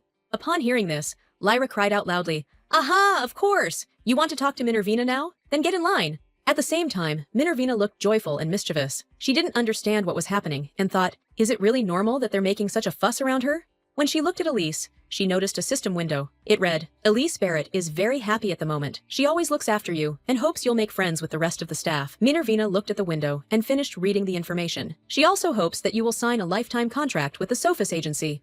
The girl thought that this was simply incredible stubbornness on her part, and yet she was glad that she had managed to prove her abilities. She remembered how she had been treated in her past life, when her work was not appreciated at all, and moreover, she was shamelessly burdened with work. While the rest of the staff went to rest, she was left with the hard night work, which eventually finished off the poor girl. Minervina had never had a relationship like this in her past life. It was completely new to her, and it was something that brought her genuine joy now. Minervina thought, I know it's just a game, but how nice it is to feel like a person who is not indifferent to others, who is treated with kindness, and who is valued for his abilities. The girl smiled and thought that here she truly felt alive. She was having fun here, and besides, here she could show off her abilities. Elise approached them and said, okay, I think that's enough. Everyone can go home early today. While everyone was rejoicing at this, Lady Barrett said, but please come with me, Mistress Minervina. We have something else to discuss. While Lyra hugged her friend, the latter looked confused. She asked her boss, what, right now? Eliza replied, yes, right now. After that, the woman turned and headed toward the office, and Minervina thought, but I wanted to leave work early too. What's the matter? The system window read, Eliza tries not to show it, but she really wants you to go to the Kahashu auction with her. Minervina was nervously perplexed by this auction. Was she really going to have to do more work right after a hard day? Lyra, standing nearby, whispered, she looks tense. I hope everything will be all right. When she said that it was indeed so, she noticed that Elise Barrett looked extremely excited. The system window reported, Elise Barrett is simply glowing with anticipation for the upcoming auction. Minervina thought it wasn't actually tension the woman was feeling. She was certain it was something else. Besides her, no one else sees these pop-up system windows, so they can't know everything. After this, Minervina turned to her friends and told them, don't worry, everything will be fine. You can go home. Lyra replied, okay, then I'll see you tomorrow. Her smiling friend shouted, see you tomorrow, Minervina. Have a nice evening. On the way, Minervina wondered what would happen if she too hadn't seen these system windows. She too would have been as frightened as her two friends. She was constantly surrounded by pop-ups, and without realizing it, she began to rely completely on the information the system provided her. Eliza Barrett decided to treat her subordinate and offered her lunch. While eating, Minervina wondered when her interlocutor would start talking about what she needed. The girl ate, and she really enjoyed the food. It was truly delicious. Having barely touched her food, Eliza Barrett said, you've done a great job today, Minervina. So tell me, are you enjoying today's menu? The girl replied, yes, very much. After this, Minervina smiled and said, oh, by the way, I hope you're not going to appease me with just dinner. I'm hoping for some other reward. Eliza, as if not understanding what was being said, asked Minervina again, what are you talking about? Then she laughed quietly. In a perfectly serious tone, Minervina told her interlocutor, the duel was simply a way to force me to appreciate all these objects. Wasn't that right? I understood everything immediately, but I decided not to make a big deal out of it. Elise replied, Mistress Minervina, we needed to show the others what you're capable of. It's crucial for others, not just me, to appreciate your abilities. Besides, it was a useful lesson for Marinus. He's been causing too many problems for our guild. Elise said, Ms. Minervina, would you like to attend with me? The Kahashu auction. Well, she was finally getting to the point where this was all supposed to be. The girl asked again, the Kahashu auction? Elise pointed her finger out the window and said, see that majestic building over there?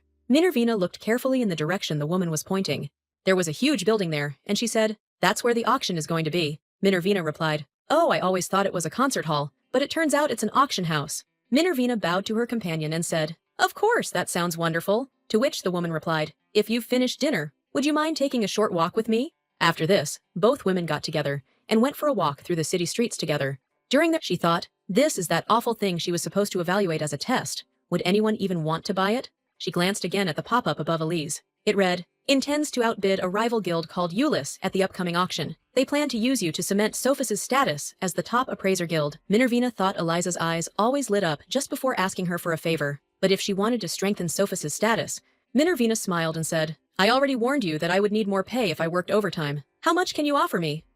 When Minervina objected, she said, "Fine, 80. We need some profit." Minervina replied, "The guild will just sit back, hoarding money and fame, and besides, you get 20%. Elise laughed at this, then began to object, talking about her expenses and said, "It does not depend on my presence at the auction." Elise Barrett realized that she had been exposed and asked with a disappointed face, "Tell me, how did you find out about Ulysses?" Minervina laughed loudly and said, "I am ready to help you in any way I can, but don't think that I will do it for less than 80%. Almost in tears, Elise began to catch up with her and exclaimed, "Mrs. Minervina, complain about me. Let's discuss this a little more." Inside this carriage, with a piece of paper in his hand, sat the Grand Duke of Jashig, who was now asked, "Tell me, are you going to participate in the auction?" Duke Jashig replied, holding up a scribbled sheet of paper, "Yes, I heard that a particularly dangerous item is to be auctioned. We absolutely must not allow this thing to fall into the wrong hands." He knew that the item would be auctioned by the appraisal guild, Sophus, and hoped that the mysterious girl would be there. The young man's face turned pink. He began to think about something, and his eyes sparkled. He barely heard the question of whether this meant she'd be at the auction tomorrow. Secretly, he hoped it was, and that he'd be able to see her again. Suddenly, the young man heard some voices outside the carriage window, and looked out, asking again, "Is it really her?" He saw two women walking along the sidewalk, smiling sweetly, talking and laughing loudly. Minervina's face was simply gorgeous when she smiled. She looked so carefree and joyful. Grand Duke Jashig thought about this girl again. Everything seemed to be as usual in her life. She was doing well, and this made the young man very happy. A moment later, the young man smiled, and his interlocutor asked again, "Grand Duke, has something happened?" Jashig looked out the window again and replied cheerfully, "No, nothing. I'm just really looking forward to the upcoming auction now." He was almost certain he'd run into Minervina again there. The advertised auction attracted a huge number of people who wanted to buy or perhaps sell something. When Minervina entered the building, she was simply stunned by the magnificent decorations of the hall and the huge number of people. She said, "Wow!" and began to carefully examine everything around her. Elise Barrett, standing next to her, smiled and said, "That's not all. It's going to be even more beautiful inside than it looks on the outside. Isn't it just wonderful here?" Lady Barrett then added, "Mistress Minervina, you will be attending today as my chaperone. Please understand that capacity is limited." The girl glanced at the pop-up window that read, "Elise Barrett is very excited." She replied, "Of course, don't worry, everything's fine," and then thought, Elise really is a master of the poker face. At this point, a whisper ran through the room. When the next person entered, everyone started talking. Well, look who it is!" A man approached the women and loudly declared, "Why, it's Ms. Barrett herself from Sophus." The system window above him announced, "This is Bibido Francois, one of the leaders of the Ulysses Guild, desperate to succeed at this auction." Minervina looked at him in bewilderment, while her companion's face became tense and unfriendly. It seemed Eliza was about to lose her temper. Elise grabbed her head, clearly feeling hostility towards this man, and he, as if nothing had happened, loudly declared, "It's so nice to see you in a place like this."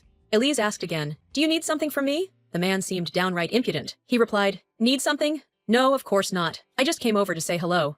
Minervina thought, so this is one of the Ulysses executives. He looks like he's capable of massive spending, but the system window told her otherwise. Oddly enough, he had no intention of spending at all.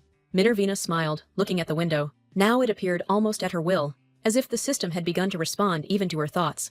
But the girl was still on guard. The Ulyss Guild could cause serious trouble. The system window explained, Ulyss is the largest information guild in Orhanea. They were once involved in dirty dealings, but they cleared their reputation after the era of celebration and have significantly outpaced Sophus. Minervina wondered what kind of dirty deeds these were, but the man didn't give her time, loudly declaring, "I heard Sophus also put quite a few items up for auction. I hope they're worthwhile this time." Elise Barrett's face was hard to look at. She sighed and replied, "You'll see soon enough." The system window added, Elise Barrett mistakenly purchased a counterfeit product from Bibido in the past. The man bowed and said, "Oh, I'm sorry if I offended you in any way. I didn't mean to. I just wanted to pay you a compliment." He then added that Eliza managed to hold on to Sophus thanks to her skills, despite the long absence of their leader. Smiling again, he said, "Well, even if one day your Sophus falls, I will, so be it, allow you to work under me." After that, Lady Barrett turned to the girl and said, "I'm sorry, Ms. Minervina, that was rude of me." She replied, "It's nothing special, it happens to everyone." Looking at the man who was already ordering a drink, Elise said, "That man has always been so rude and ill-mannered. Don't expect anything more from him." She then added, "Since guild leader Sophus has been absent for so long, people have started looking down on us." Minervina asked, "Where did your guild leader go?"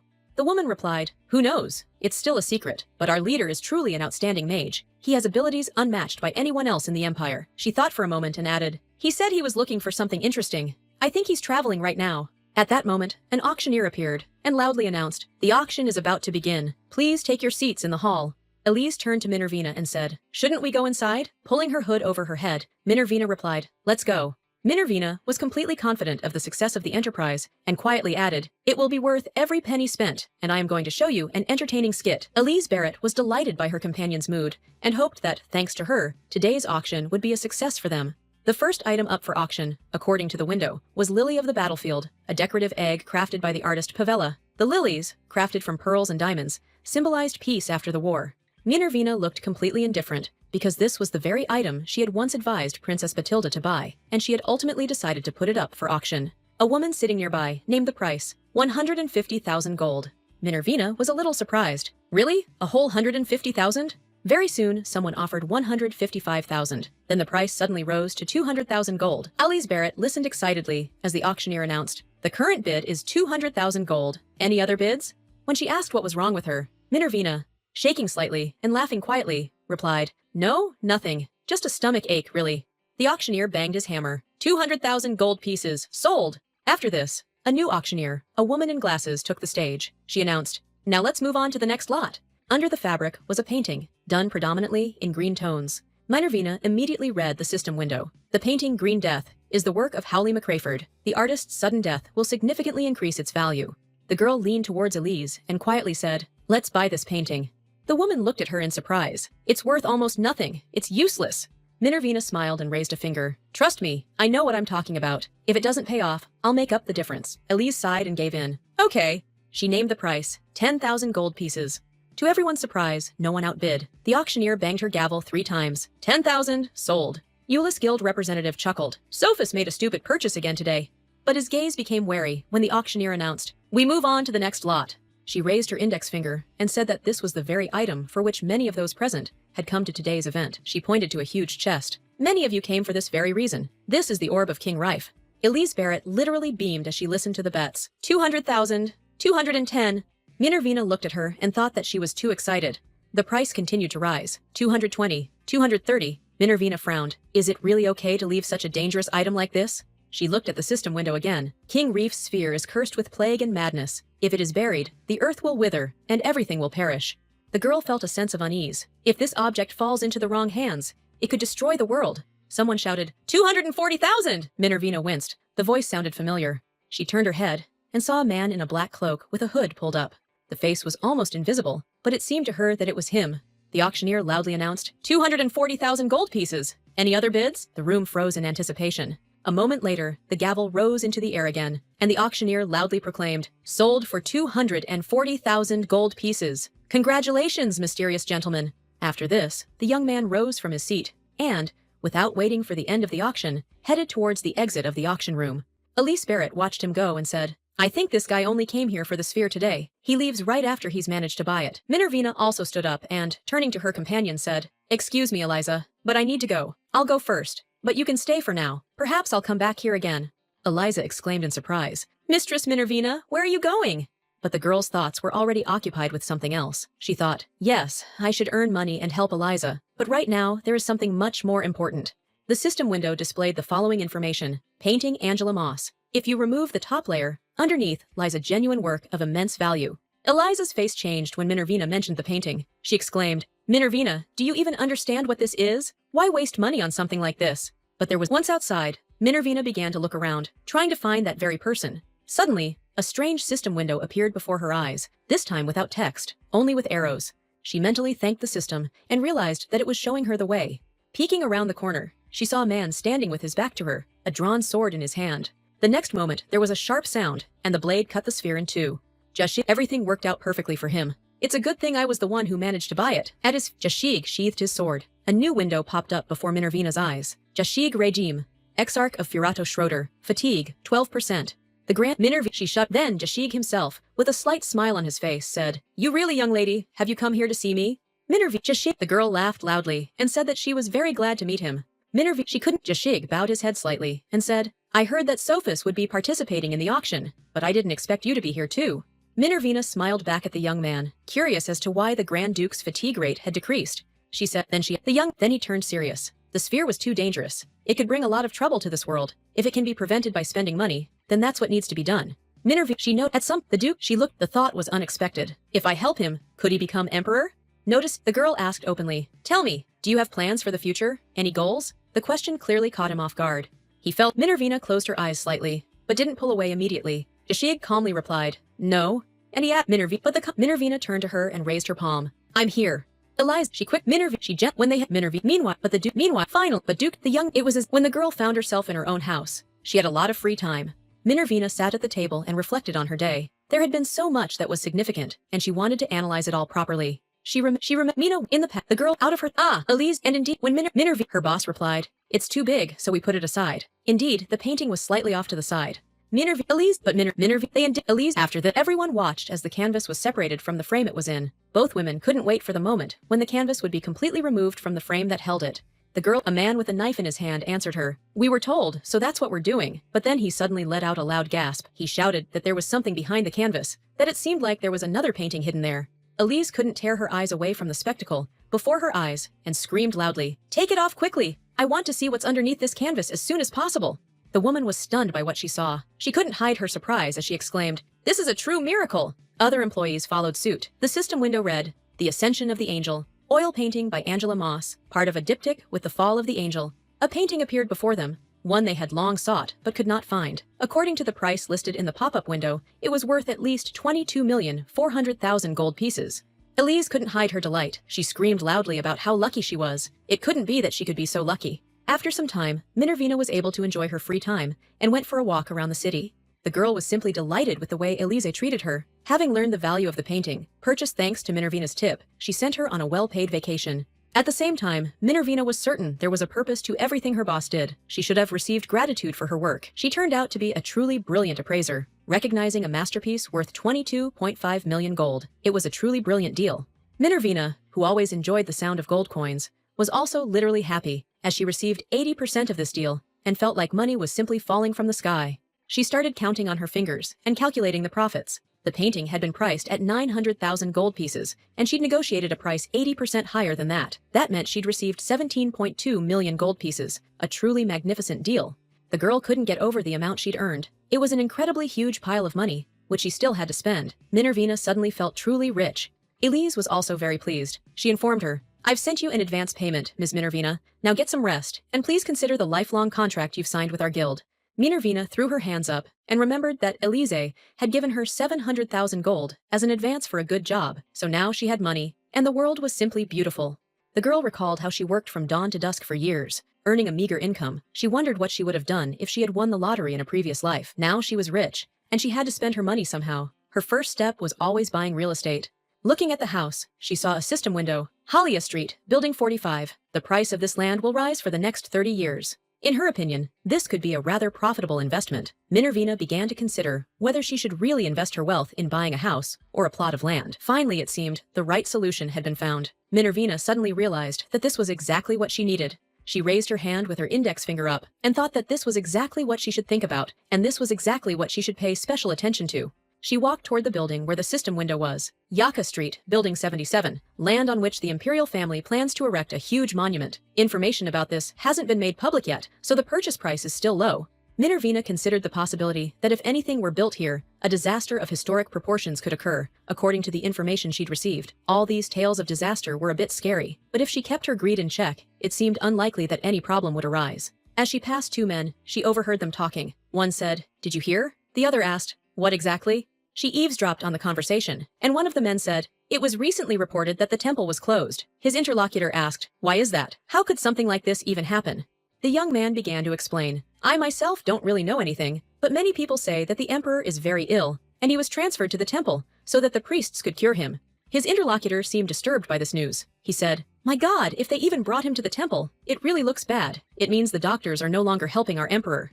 The girl also heard them mourning what would now happen to their country. Each of them was terrified by the news of the empire's ruler's illness. Minervina also pondered what she'd heard. Had the emperor really fallen ill? It seemed very familiar to her. She remembered a game from a previous life, where literally, at the very beginning, something similar was said.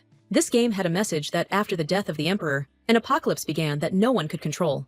It was after this that a poisonous fog began to descend from the mountains, and then bloodthirsty monsters appeared.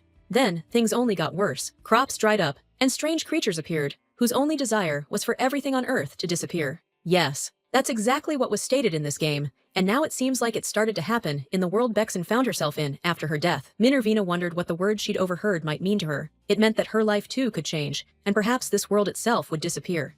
The girl understood that perhaps she had the power to change everything. If she took action, her happy life would continue, and she would be able to continue living in this world. But suddenly, a pop-up window appeared in front of her, which read, "Required quest. The player must accept one of the quests offered to them." Minervina was quite surprised. For the first time in her game, a mandatory quest had appeared. What could this mean? After all, this had never happened before. But the second system window read, "Main Quest 2. Blame Princess Batilda for the Emperor's illness. Failure? Nothing. Reward, 3,600 gold. Did the system really want her to choose one of these quests? The next system window reads, Main Quest 3. Gain the Emperor's trust. Failure? Nothing. Success? 2,800 gold.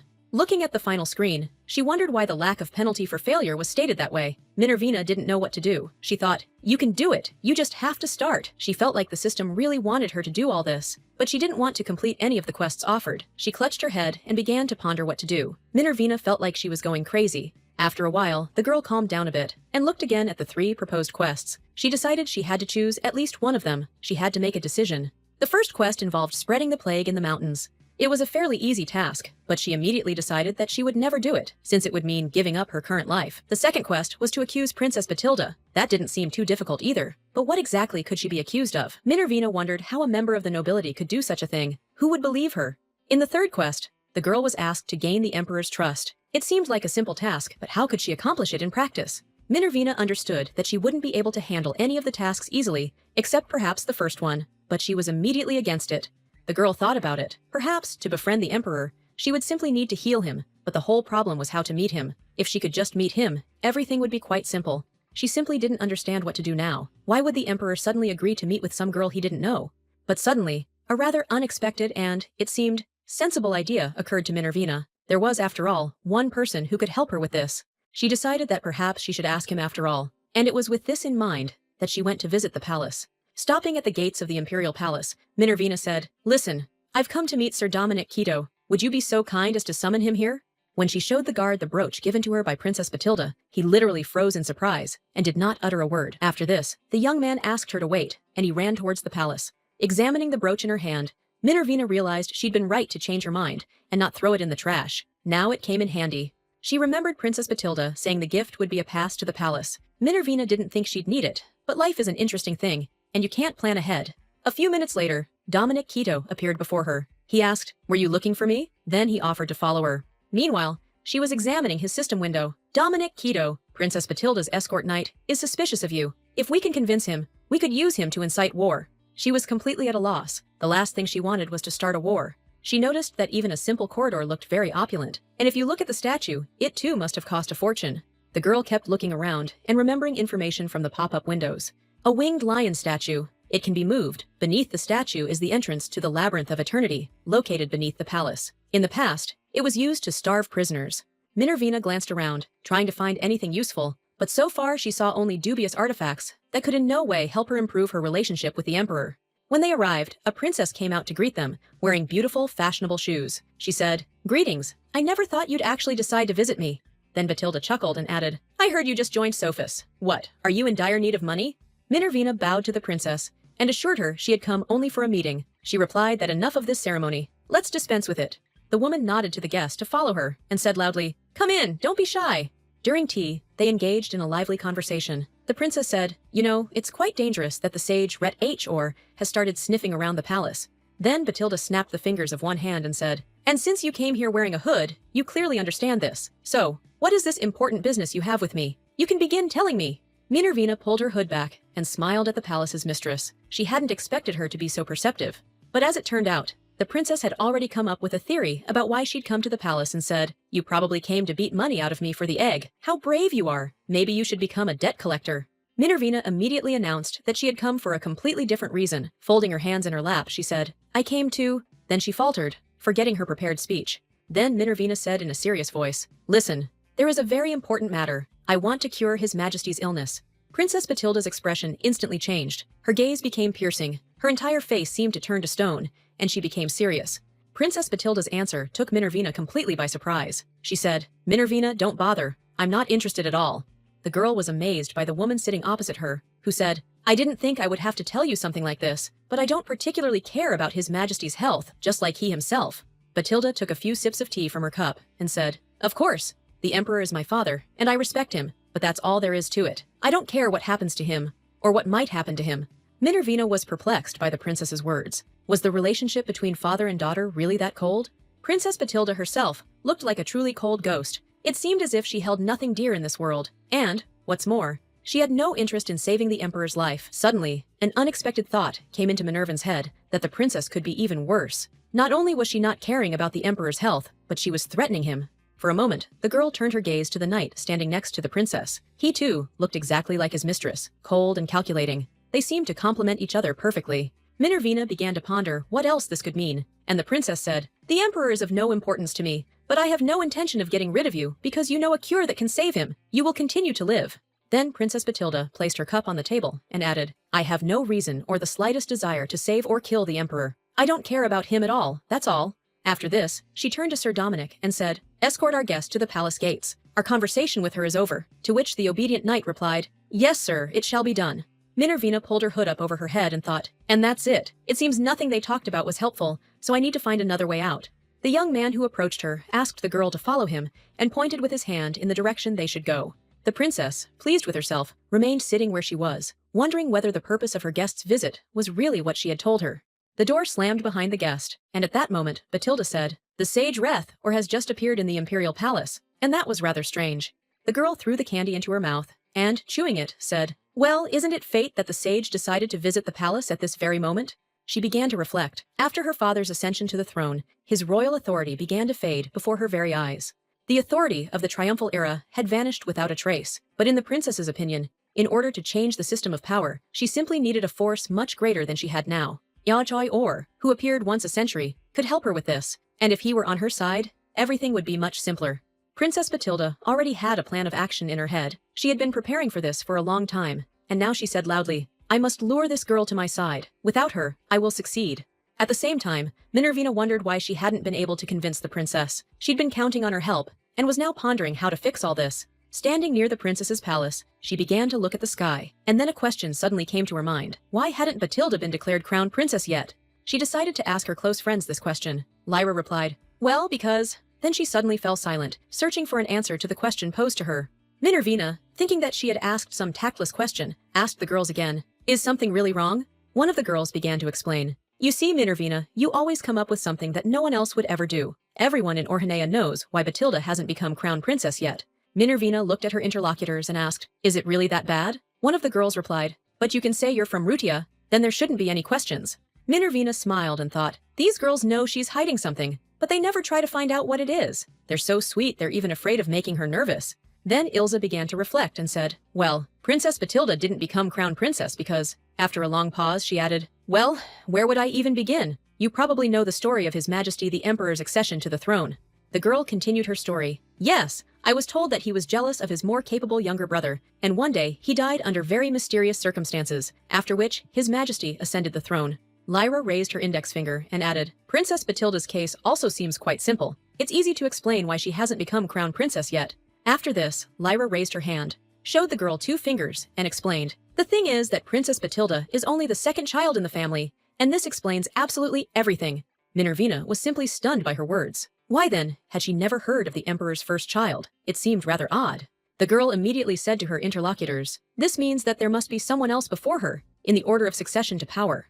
Ilsa smiled and said, "Yes, such a person does exist, and that is Crown Prince Felix." Then the girl began to whisper, "But there are bad rumors about Crown Prince Felix. They say he's completely incapable of anything, and on top of all that, he's also very aggressive." Minervina considered her words. So this young man was incompetent and aggressive. At the same time, Lyra said, "Sounds familiar, doesn't it?" Now, everything became clear and obvious to Minervina. Apparently, this is why Batilda decided to claim the monarch's throne after her father's death. As everyone knew, the emperor, without possessing anything outstanding, raised his eldest son to be an exact copy of himself. Minervina thought that now everything fell into place, and it was clear why the system gave her this particular quest. She understood that her acquaintance with Batilda had been completely useless, since she probably had her own ambitious plans. Princess Batilda probably wants to ascend the throne herself after her father's death, even at any cost. The girl is likely willing to do this even at the cost of the lives of her worthless father and brother. She's ready to shed blood to seize the vacant throne. Minervina thought that was most likely the case, and, looking at the system window before her eyes, she wondered, didn't this mean the Empire's history was destined to unfold exactly this way? The system window read, Main Quest 2. Blame Princess Batilda for the Emperor's illness. Failure means nothing. Reward, 3,600 gold. She had only one option left. She glanced at another system window, which read, Main Quest 3. Gain the Emperor's trust. Failure. Nothing. Success. 2,800 gold. Minervina paused. Whatever the system offered her, she needed someone who would never take a wrong path, and it seemed like there was only one such person in the entire world. When she arrived at the palace, a young man standing at the door asked Minervin, "Please explain what brought you here?" The girl began to stutter and mumble something, and then said, "My name is Minervina." She wondered if she should tell him that she had come to the Grand Duke's estate unannounced and uninvited. What should she say now?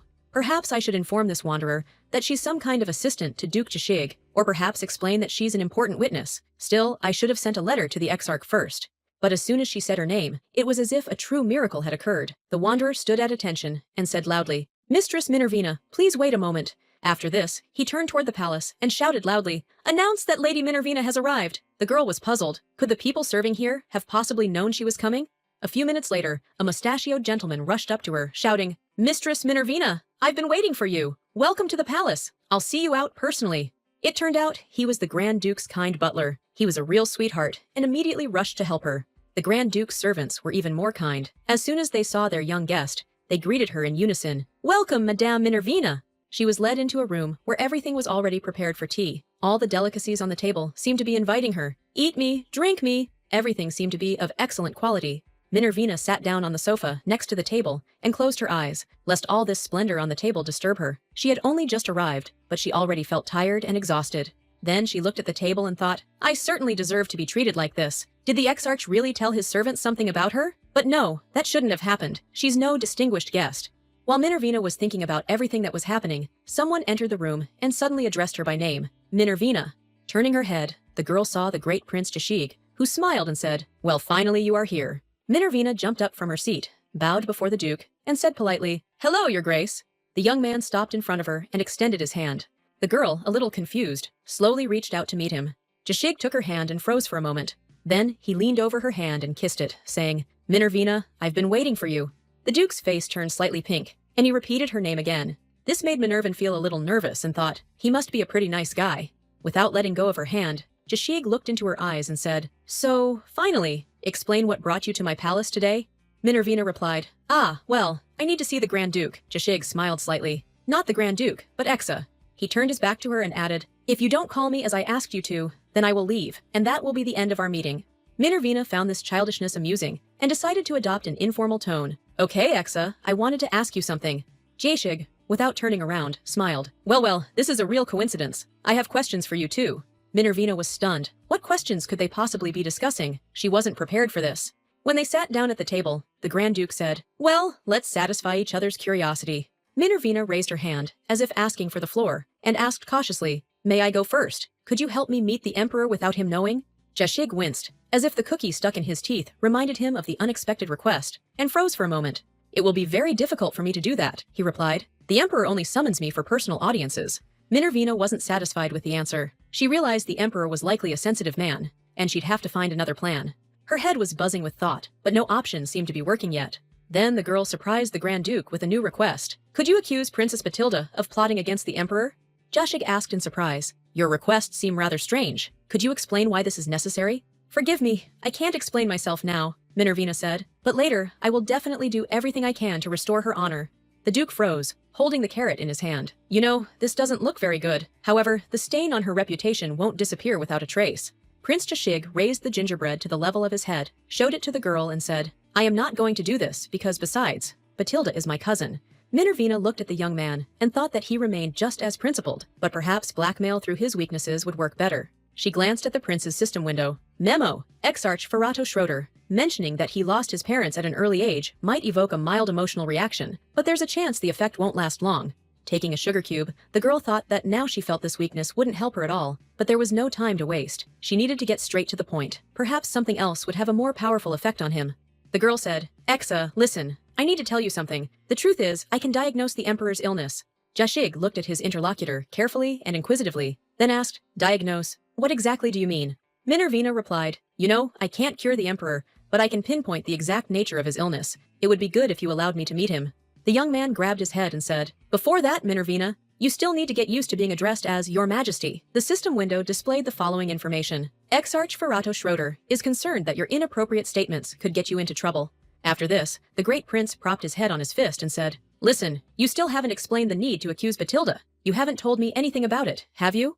Minervina frowned and thought, was it really that hard to ignore it? But she had to continue the conversation anyway. She stirred the sugar in her cup with a spoon and said, Exa, I think you said that you also had some business with me. She decided to change the subject and added, You can ask, I will answer all your questions. Jashig stared at her, thoughtful. There was a brief pause. Then he suddenly asked, Minervina, tell me, are you a sage from Ret H or? The girl froze, tea in her mouth, unable to utter a word. She realized he had somehow exposed her. To avoid answering right away, she took a few sips of tea and thought, well, he's already understood everything. Minervina placed her cup on the table and said, Yes, you're right. Then she added, I woke up after my contract with the royal family ended. She sighed heavily and said, You've probably figured it all out by now. But listen, I really do have reasons for setting Batilda up. Minervina smiled, and looking the Duke straight in the face said, You must rely on your own wisdom, Exa. Consider what exactly you see in me. Do I look like someone who would condemn the entire world to a living hell? Or do I not? The young man looked at her in amazement, and she continued, Think and tell me how I look in your eyes. After this, the Grand Duke spoke. He placed the cup on the table and said, If you don't do this like a saint, I'll have to do something. He then reached for the knife lying on the table. A moment later, the young man stood up, took a knife, pointed it towards the girl and said, In that case, I will be forced to strike you down and kill you. She didn't have time to get scared, because he immediately put the knife away and smiling said, But you shouldn't be scared, because I believe that this will never happen. Minervina laughed, rather formally, and thought, How playfully he can threaten. Then she said, And I was already prepared for this. After that, she pressed her fingers to her lips and said quietly, But make sure that my identity is not revealed to the royal family. I want to continue to live quietly and peacefully. The Duke agreed, put the knife back on the table and said, Okay, then maybe we should discuss something else. After this, the young man winked at Minervina and said, Tell me, should I believe the saint and thus expose my cousin? A week later, two coachmen were working and talking about something in the imperial stables. They looked up nervously and became worried when a girl burst in, shouting loudly, Where is my horse? Batilda grabbed her head with her hand and said, I need my horse urgently. I wanted to ride it. When one of the coachmen said, If you had given the order, we would have prepared everything, the princess nervously objected. There is no need for that. I felt cramped within the walls of the house, and I decided to go outside. After that, she began to pet her horse and said, Don't worry, I can handle everything myself, so you can go about your business. While she was stroking the horse's head, she heard one of the coachmen whisper, Tell me, have you heard the latest rumors? He continued whispering, The Emperor has been defeated, he is gravely ill, and the princess is allegedly involved. The second one replied, Oh, I heard that too, apparently. They say someone saw Princess Batilda visiting a mad doctor. They say it was someone who lives near Meteor Street. His interlocutor said, It's hard to believe. She would never do anything like that. The princess nervously tugged on her horse's reins when she heard, But everyone knows that Princess Batilda is encroaching on the throne. Perhaps this time it's true? The woman after the horse licked her face, Princess Batilda smiled and said to the horse, Well, at least you understand me. Batilda pressed her head against the horse's muzzle and thought, Yes. Then she said, Exactly. There's absolutely no need to worry about that. Only fools believe stupid rumors. But after that, Batilda thought about it. Her eyes grew cold, and she decided that the problem was something completely different. Sometime later, her faithful knight approached her and said, Your Highness, here you are. His Majesty has summoned you, and wishes to see you immediately. The princess turned her head nervously. She thought, There are only idiots hovering around me. How difficult it is to live in such a difficult environment. But she had no choice but to go to the imperial palace, accompanied by a knight. Appearing in her father's chambers, the girl bowed her head before him and said, Exalted Moon or Hinea, I greet you. During this time, the emperor's condition grew increasingly worse. He lay motionless on his bed. Yet, he remained the ruler of this country. In a quiet but commanding voice, he said, Batilda, come closer to me. The princess bowed her head again and said, Yes, Emperor. At the time, when she heard the news of the emperor's illness, she was not at all surprised. The princess was more shocked by the lack of her own surprise because the emperor was constantly tormented by some kind of ailment. The moment the emperor coughed, she remembered that all she could think about was that the man himself was to blame for everything. His lifestyle was always the same. He entrusted state affairs to scoundrels like Marquis Zuccherini, while he indulged in pleasures. He preferred alcohol and debauchery every day. How could his body even withstand so much? Looking at the evening sky outside the window, Batilda thought that perhaps she had been preparing herself for something like this all this time. Approaching the emperor lying on his bed, the girl thought that she should prepare for the day when he leaves this world. When she was very close, the man reached out to her with his trembling hand and said just one word, "Batilda." After that, unexpectedly for her, he grabbed the princess by the wrist. But then the emperor's grip seemed to loosen a little. She even felt his hand trembling, and the girl replied, "I was working to maintain public order." When she told the emperor that security in the capital was getting worse, he seemed to even laugh slightly and said, "So you're talking about public order?" After that, the man shouted loudly, "You girl, this is not your responsibility. You need to mind your own business, and Felix will take care of it." He told his daughter, "You must think about the state. All you need to do is support your older brother." Batilda looked into her father's face and said, "Your Majesty, I will follow your orders and do as you wish." After this, the emperor turned the other way and said, a little more quietly, "And one more thing, stop wandering around where you shouldn't. Just sit quietly in the castle and do what you're supposed to do." Batilda looked at her father's back as he turned to face her, and he said, "And don't even think about sticking your nose into the Yusan area again." All that Princess Batilda could say at that moment was the words, "Yes, Emperor, I obey." After this, the girl went to her apartment and, sitting at the table, began to work on some documents. But she had no time for work. She gritted her teeth and thought, "They say people change when the time comes," but it seemed the emperor wasn't about to give up even now. She wondered what the emperor's words might mean, and realized he was reacting to rumors. Felix. All these people had become very irritating to her lately. Could the emperor really have thought and truly believed that a pathetic fool, as her elder brother really was, could take the throne? The princess clutched the pen until her hand trembled, and thought, if the emperor had said that he wanted to put an exarch on the throne, she might have felt competition from him, but in any case, she would have understood everything. But now she could only be irritated by her father's decision. The girl squeezed the pen so hard that it finally gave way and cracked in her palm. Sitting with a broken pen in her hand, Batilda began to think about how she could change the situation and turn everything to her advantage. She looked up at the ceiling and thought, if this is how things are going, then maybe she shouldn't sit still and should really get ready for a fight. Princess Batilda was brought out of her thoughts by her maid, who came to her and said, "Minerva, the empath Sophus, has requested an audience with you."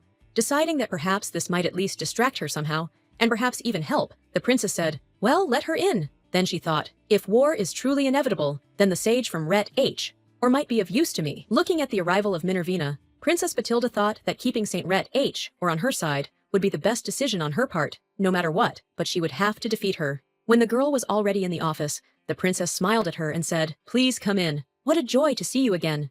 Minervina, not expecting such a reception, was a little taken aback, and then, curtsying, replied, "Hello, your highness." All this time, she was scanning documents on the princess's desk, trying not to miss even the slightest information from the pop-up windows. At some point, she noticed that there was so much information that she could not take it all in.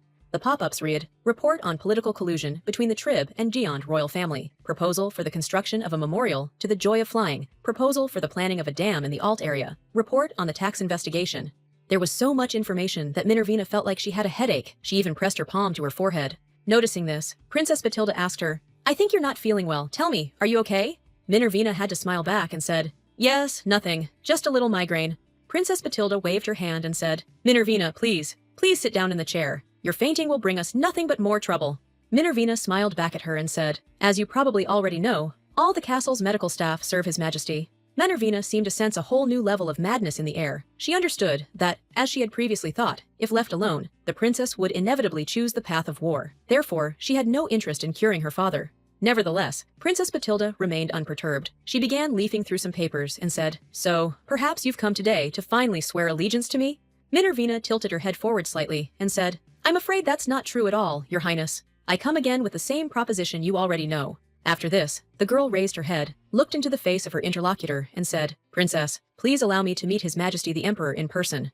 The hand that had been leafing through the papers paused for a moment. The princess seemed frozen. The young woman's face turned to stone. It seemed like an explosion was about to occur, but she restrained herself and said, "For you too. My words are just some kind of joke. You didn't understand what I meant the first time." The system window read, "Batilda Rohig Schroeder, your faith in her is 5%. But Minervina was determined to see it through. She said firmly, "Not at all. I remember everything perfectly. I'm sure Your Highness is aware of the rumors that have been circulating in society lately, Of course, Batilda knew about this. That's why she shouted loudly at her interlocutor, "Tell me, do I look like someone who would rely on rumors?"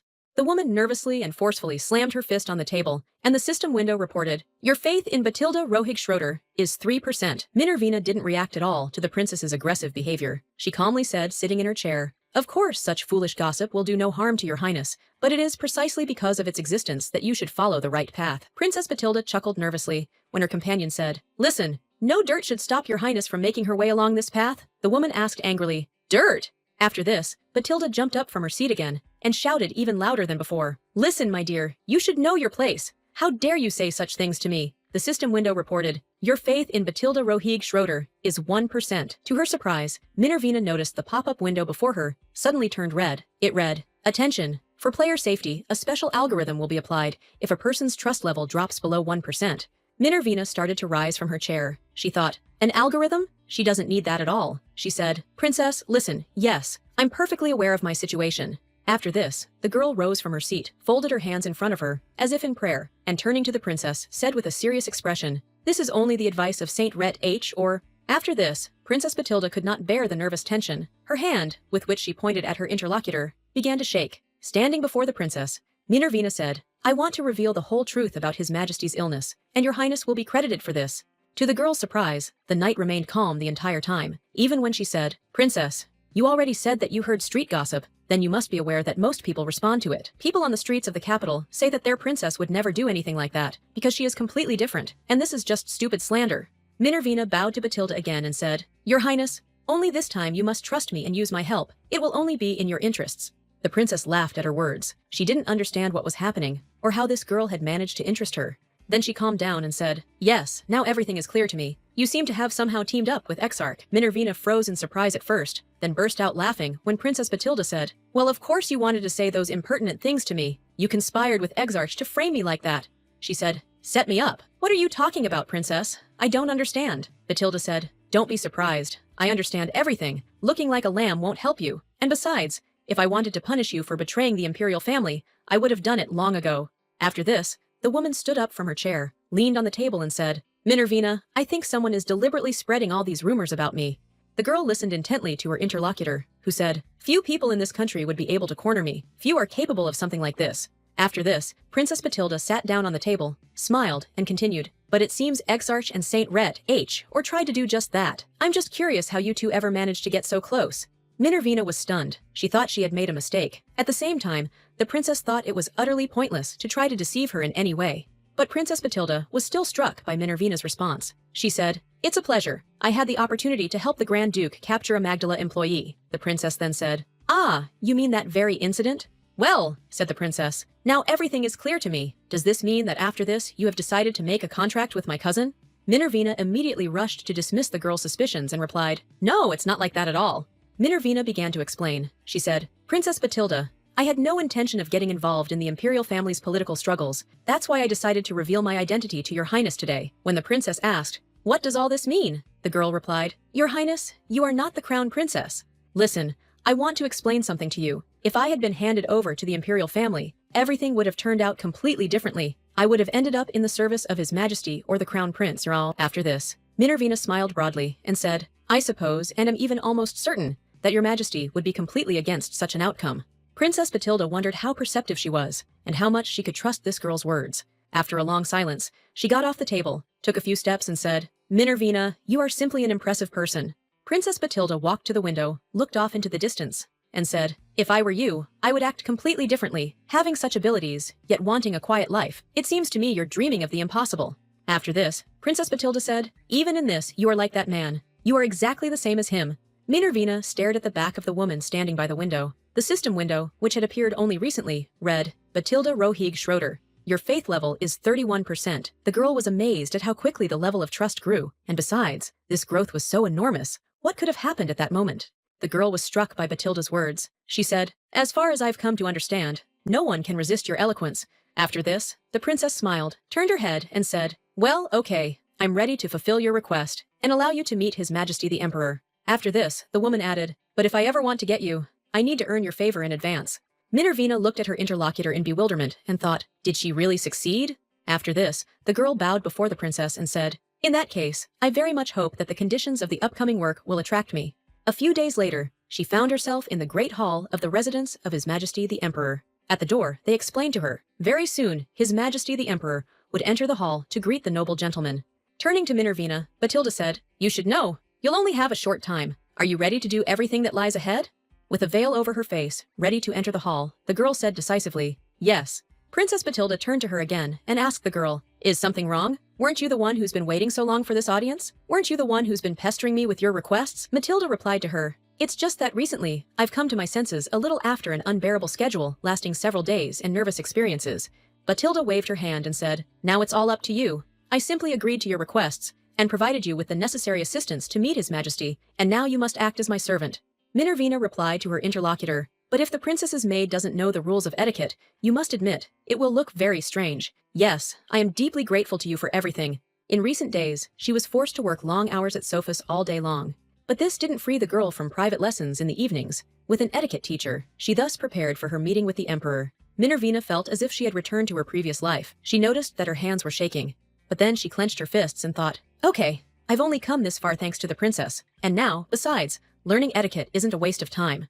She mentally prepared herself for what lay ahead and said decisively, "Very well, Your Highness. Let us go into the hall." As Knight Keto reached for the door handle to open it, the princess turned her head and said, "Keep it up." The hall was crowded. Everyone was waiting for His Majesty to arrive. But at that moment, the announcement was made. "Her Highness Princess Batilda Rohig Schroeder." Everyone immediately turned their heads toward the newcomers.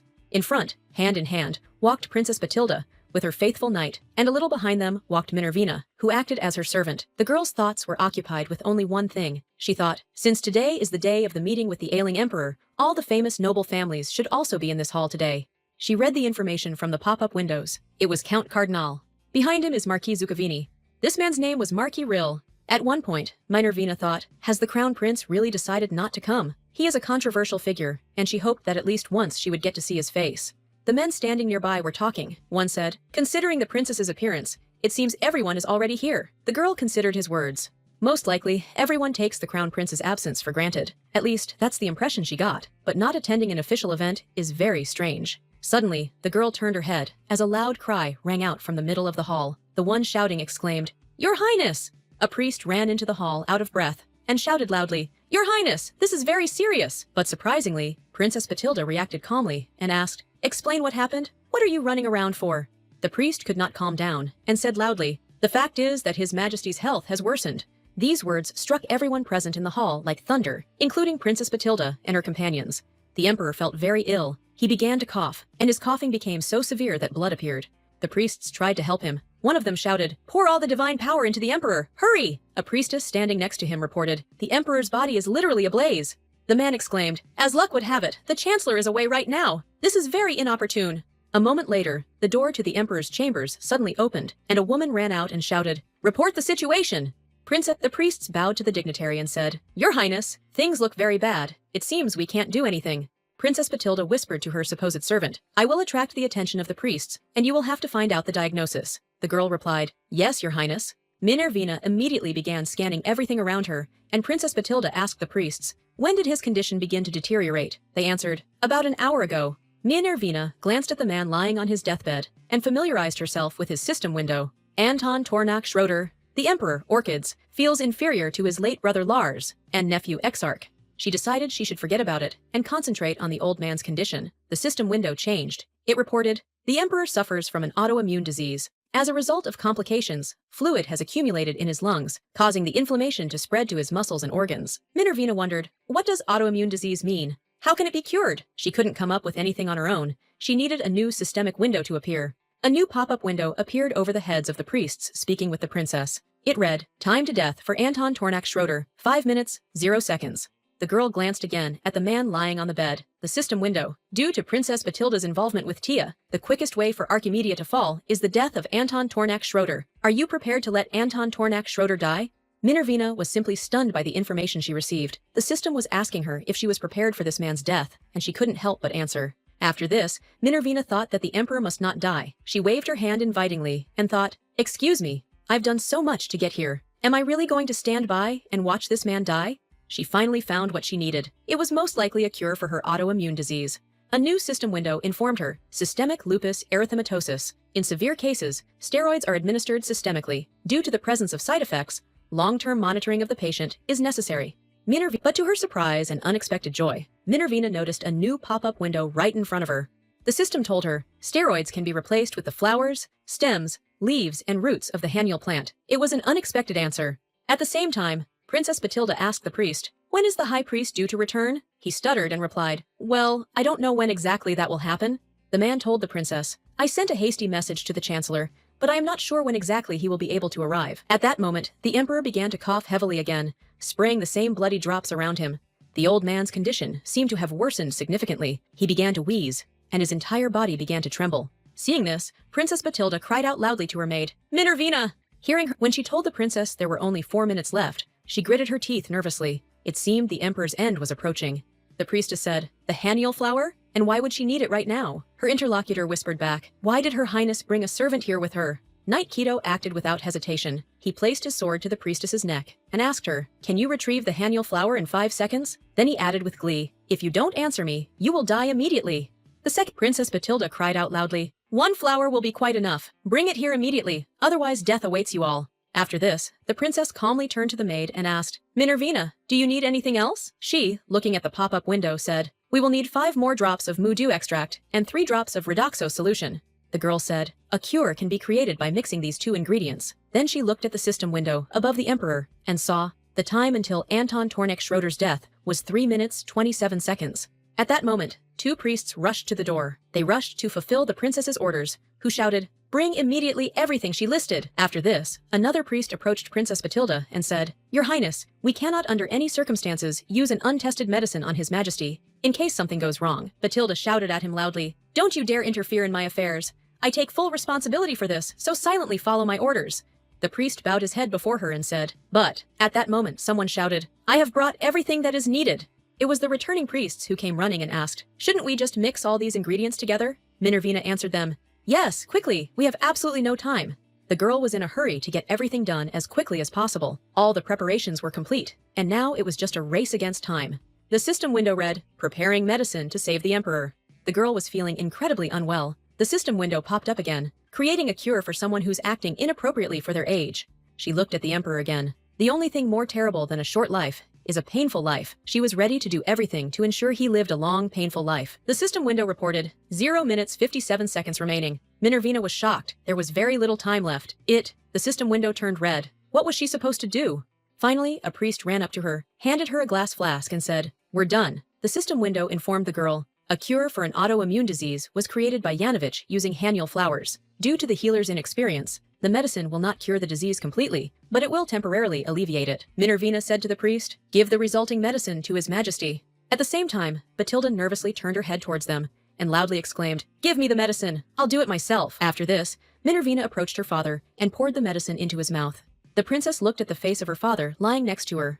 The priest, observing all this, thought, did the princess really allow this medicine to be taken? Why did she decide to trust a maid? But then the priest smiled and decided that, actually, it was a good thing. His Majesty was in a state where no one would be surprised if he died today. Watching the princess pour medicine into the emperor's mouth, the priest decided that even if His Majesty the emperor died, he would then be able to shift all responsibility onto other people's shoulders. A moment later, the emperor closed his eyes, his face covered in sweat. Several agonizing minutes passed before the man opened his eyes again slightly. The princess was amazed when he quietly whispered her name and said, as if by syllables, "Batilda." The priests immediately cried out, "Have you really come to your senses?"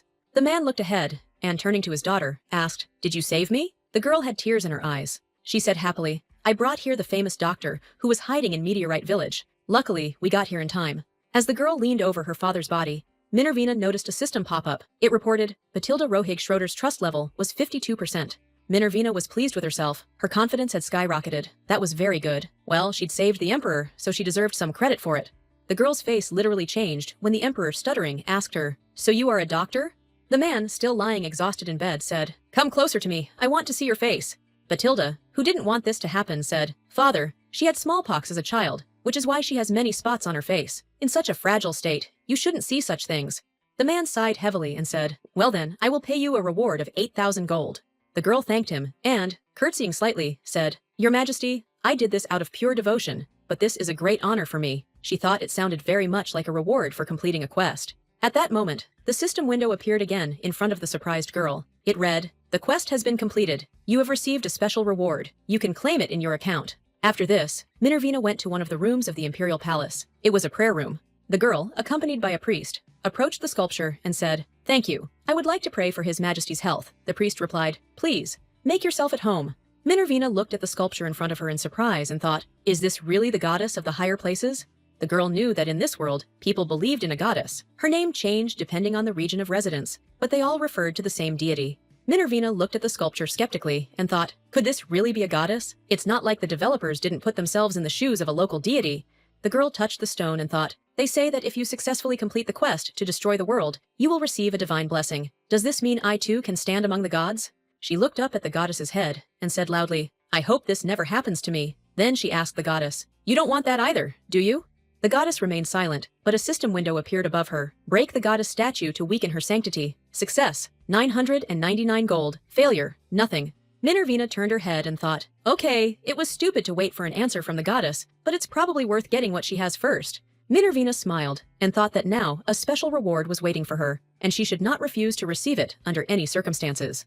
The girl examined the shawl in her hand. It was an item she had received as a gift. Minervina held it in her hands and couldn't understand what it was. As always, a pop-up window came to her aid. Edelpir cloth, crafted from the scales of the great Edelpir dragon, protects the wearer from physical and magical damage, fire curses, frost, poison, and corruption. She looked at the system window in confusion. What did dragon scales mean? In the other saga, it seemed, dragon scales were considered the best material. She also looked at some little people on the back of the shawl. They really did bother her. They were some kind of human personalities, depicted through embroidery. Minervina decided she couldn't think about it for now. Since she was looking for some kind of protective gear anyway, now it was probably completely over. The girl quietly opened the door to look. What was behind it?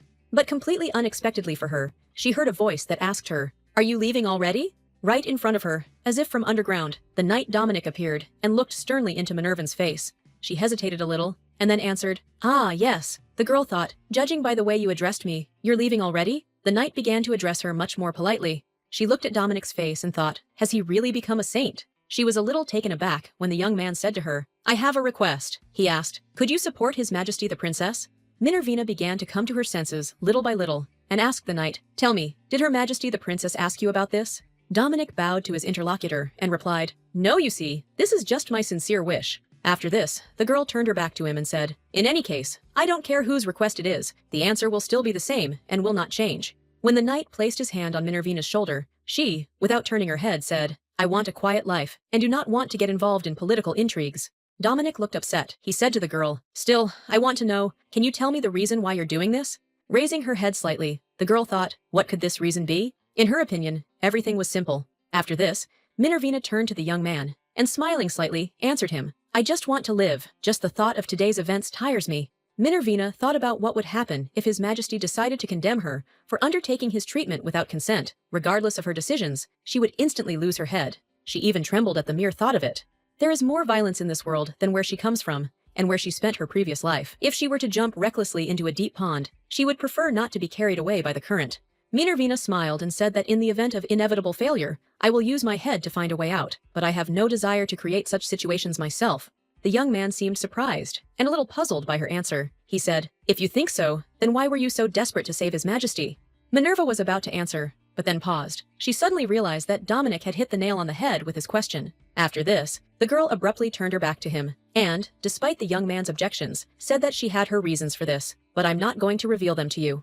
Dominic replied, "If that's the only reason, you should hide in the shadow of Her Highness the Princess." The young knight said that only Princess Batilda could protect her in that case. After this, Minervina emerged from the corridors of the imperial palace, already in the light of the setting sun. She stopped in front of the steps leading down, and began to think. She couldn't get that knight Dominic Keto out of her head. She hoped he understood her correctly. She told him, "If I have to hide in someone else's shadow to save my own life, then it will not only be Her Majesty the Princess who can protect me." Dominic Keto replied to her, "You are not going to go into the service of His Grace the Grand Duke?" Minervina replied, "No, of course I don't. I'm just trying to express my intentions to live within my own power. If I were planning to rely on someone else's strength, I would have chosen a patron long ago." Dominic listened calmly to the words. "This is my wish. Please convey it to Her Highness the Princess as well. I don't think we'll be able to meet again, so I'd be grateful if you could convey my answer to her." Minervina reflected on how this foolish knight had gone so far as to bow his head before her and make a direct request. Apparently, Batilda truly wanted the throne. Minervina thought that since everything was so confusing now, she simply had no other options. Batilda was blinded by her desperate desire and had no choice but to enter the war. Ultimately, she would choose a path that would lead to the destruction of the world. This left a bitter aftertaste in the girl's mind. She didn't want this world to be mired in war and disappear. Seeing the carriage in front of her, she immediately wondered who it belonged to. Could it be that one of the nobles was late for an appointment with the emperor? After this, the carriage door opened, and without raising her head, she saw someone's booted feet. In that carriage was none other than the great Prince Jashig. The young man smiled at the girl and said, "Minervina." He invited the girl to sit in his carriage and promised to take her home. As they sat opposite each other inside the carriage, she asked, "Have you come to ensure His Majesty's health? Is it right to leave here without warning?" The Duke replied, "But I realize the Emperor has already survived the worst." Smiling, Jashig said, "Besides, my absence from the reception will only benefit His Majesty." Minervina was upset by his words. It meant the young man was used to being neglected, despite his good looks. She felt sorry for him. The girl looked at the young man, propped her hand up with her fist and said, "Well, anyway, thank you so much for helping spread the word about Batilda. It turned out to be quite a challenge." The Duke looked closely at his interlocutor, but did not ask her anything, despite the interest that overwhelmed him. The girl laughed when he said, "I don't understand why I even agreed to this. Knowing I was forced into it," she replied. "Surely you saw something in me. Perhaps it was my kindness, which turned out to be very important to you." Jashigi laughed back at her and said, "Yes, you have good self-esteem, I see." Minervina also couldn't contain her laughter, and said to the Duke, "And you, surprisingly, disguise your sarcasm well." The young man laughed at first, and then became taken aback after Minervina said, "Now please, think about taking care of yourself too." Minervina turned to him and said, "Since we will not meet again, I think it would be better to say goodbye to you in advance." The young Duke was very surprised by her words. He asked, "Are we really never going to meet again?" Minervina extended her hand towards him, and said, as if asking. At that moment, the girl couldn't understand what the young man was thinking about, what was wrong with him, or why he'd suddenly changed the subject. He hadn't even taken her hand. It was rather awkward. She remembered the old handshake, and now the young man embraced her palm with his own. Their faces could have been quite close, and then she would have asked Duke Jashig, "Tell me, don't you like me?" The Grand Duke's face was terrifying to behold. He looked deeply upset when he asked his interlocutor, "Are we really never going to meet again?" Minervina wondered what that strange expression was. He looked like a lost puppy. Minervina turned her head towards him and replied, "Of course it is. You are a duke, and this is wrong." Still holding her hand, the young man said, "You're lying." After that, he, still holding her hand, brought his face closer to hers and said, "You actually care about this at all?" Minervina was stunned by his words and actions. Wow, he really hit the mark. The girl Minervina took hold of the Duke's wrist and said, "I can't say that I don't like it, or that I find the situation wrong. Is that enough of an answer for you?" She was surprised by the Grand Duke's words. To her surprise, he said, "I am very glad about this." After this, she finally found herself in her home and was very happy about it. She entered her room, locked the door, and breathed a sigh of relief. Sitting down by the door, Minervina suddenly realized that she had absolutely no strength left to even move. She began to recall her trip with the Grand Duke, and wondered what that strange smile had been like. She even thought she might be having a heart attack. She didn't understand why the Duke had reacted that way, when all she had said was that she didn't think the situation was wrong. What was it about those words that struck him as so strange? Minervina hadn't expected the Grand Duke to be so pleased to hear this. The girl was thinking about her recent companion. The Duke seems to be easily obsessed with people, but if you think about it in this environment, it's not surprising. Finally, Minervina realized that she needed to calm down and mentally ordered herself to collect her thoughts. She suddenly realized that today, in one fell swoop, she had said goodbye to both Princess Batilda and the Exarch. That was quite good, and now it was time to go her own way. Minervina sat down at the table, picked up a quill, and thought. Thanks to this quest, she realized a couple of important things. First, it's clear that even if Minervina doesn't like a quest, she can't avoid it. If she's given a quest she simply must succeed at, she's simply obligated to complete it. Secondly, the system she is in is actually more flexible than she previously assumed. The very fact that she was not fined or punished for failing may indicate that the system is favorable to her, at least for now. Raising her head up, Minervin thought that, thirdly, the system and God are not the same being. They are not connected in any way. This is only indicated by one reward of divinity, when in various circumstances, it could be perceived as divine will or something in that spirit, but then she would not have been given such quests. She recalled the quest she'd been given in the oratory, to destroy the goddess's statue to violate its sanctity. It was very strange in Minervina's opinion. The girl began to reflect and wondered if she should feel relief from all this. She didn't know what would happen next. Minervina was confident that the system had begun to help her survive in this world, but she still couldn't trust it unconditionally. She needed to be prepared for the moment when she would be punished for failure. That moment would inevitably come. A few days later, she was working in her office as usual. Suddenly, Princess Batilda appeared before her and shouted from the doorway, "I'm looking for someone here!" Elise Barrett was simply surprised by Her Highness's visit and said, "Your Highness, Princess, is it really you?" After this, Elise said, "Greetings to the great moon of Orhinea," to which the princess merely waved her hand and declared, "Enough of these formalities." After this, smiling, Batilda asked, "Tell me, is there a girl here named Minervina, the healer?" When Elise was still sitting in front of the princess, she said, "Bring her to me immediately."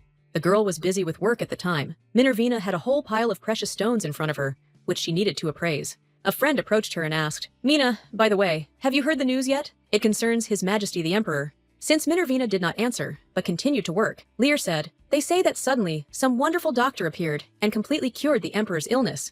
Minervina asked incredulously, "Really?" And her friend replied, "Yeah, and Princess Batilda herself brought this doctor to him. Can you imagine?" The girl began to whisper quietly. There were all sorts of rumors about the princess before, too. They said that she was the one who brought the illness upon the Emperor.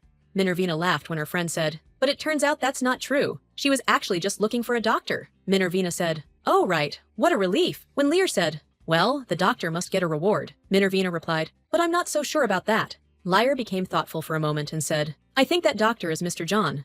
This is a poor guy who used to constantly borrow money from everyone for drinks, but recently, for some reason, he started throwing it around left and right." Lyre said, "I believe it was he who received the imperial family's reward for saving His Majesty." Minervina chuckled softly, still working, and said, "Yes, that's entirely possible." She figured the Emperor had narrowly escaped death, so she expected rumors to spread. Indeed, they began to say, "Have you already heard about the doctor who healed His Majesty?" These were exactly the conversations she didn't expect. The girl stacked the stones on her desk and thought she'd have to avoid being seen by everyone and stay home for a couple of days. If she didn't attract too much attention, someone might figure out she was the sage. The girl's conversation and thoughts were interrupted by someone bursting into the office and shouting, "M.N.A.!" The one who came running was a girl named Ilse, who, holding on to something with her hand, tried to catch her breath and said, "Hurry, Minervina, go down to the first floor." Then she said, "You have a very important guest." Minervina was stunned by this news. She didn't know what to expect from this guest now. Could it be she couldn't forget her idea and win her over? She had no desire to meet the princess again. She hoped she would never see her again. As soon as the princess saw Minervina, she burst out laughing and asked, "What's with that face of yours? How hilarious! You could at least smile when you saw me." Elise leaned toward the girl and whispered softly, "Minervina, watch your expression more carefully. I don't want any trouble." The girl replied, "Okay." Minervina then bowed to the princess and said, "Greetings, great moon, O Rinea. Allow me to clarify with you the reason for such a sudden visit." Batilda, sitting on the sofa, waved her hand and said, "You know, I felt sad for some reason, so I decided to come. After all, you ran away that day without even saying goodbye." The girls present at this conversation were very surprised by what they heard. One thought, "What is the princess talking about?" Another thought, "Is Mina really that close to the princess herself?" Minervina meanwhile bowed to their guest and said, "But such a low-born girl as I could never do such a thing to your highness." Batilda smiled at her and said loudly, "Well, that's enough. Stop being so nice to me, because today I came here to give you the promised reward, exactly 10,000 gold pieces." Minervina was not just surprised by these words, she was simply stunned and could not believe her ears. The girl immediately began to think about why she couldn't add up this amount, what it could mean. Meanwhile, Elise Barrett grabbed her head and loudly exclaimed, "A whole 10,000 gold pieces!" But then the woman came to her senses, covered her mouth with her hand, and said, "Please forgive me, I was just very surprised." Minervina thought Elise was understandable. She'd heard that common folk lived on 200 gold pieces a month, so it was quite a substantial sum. It was difficult to imagine such a huge sum, and many in the Empire had never seen anything like it in their lives.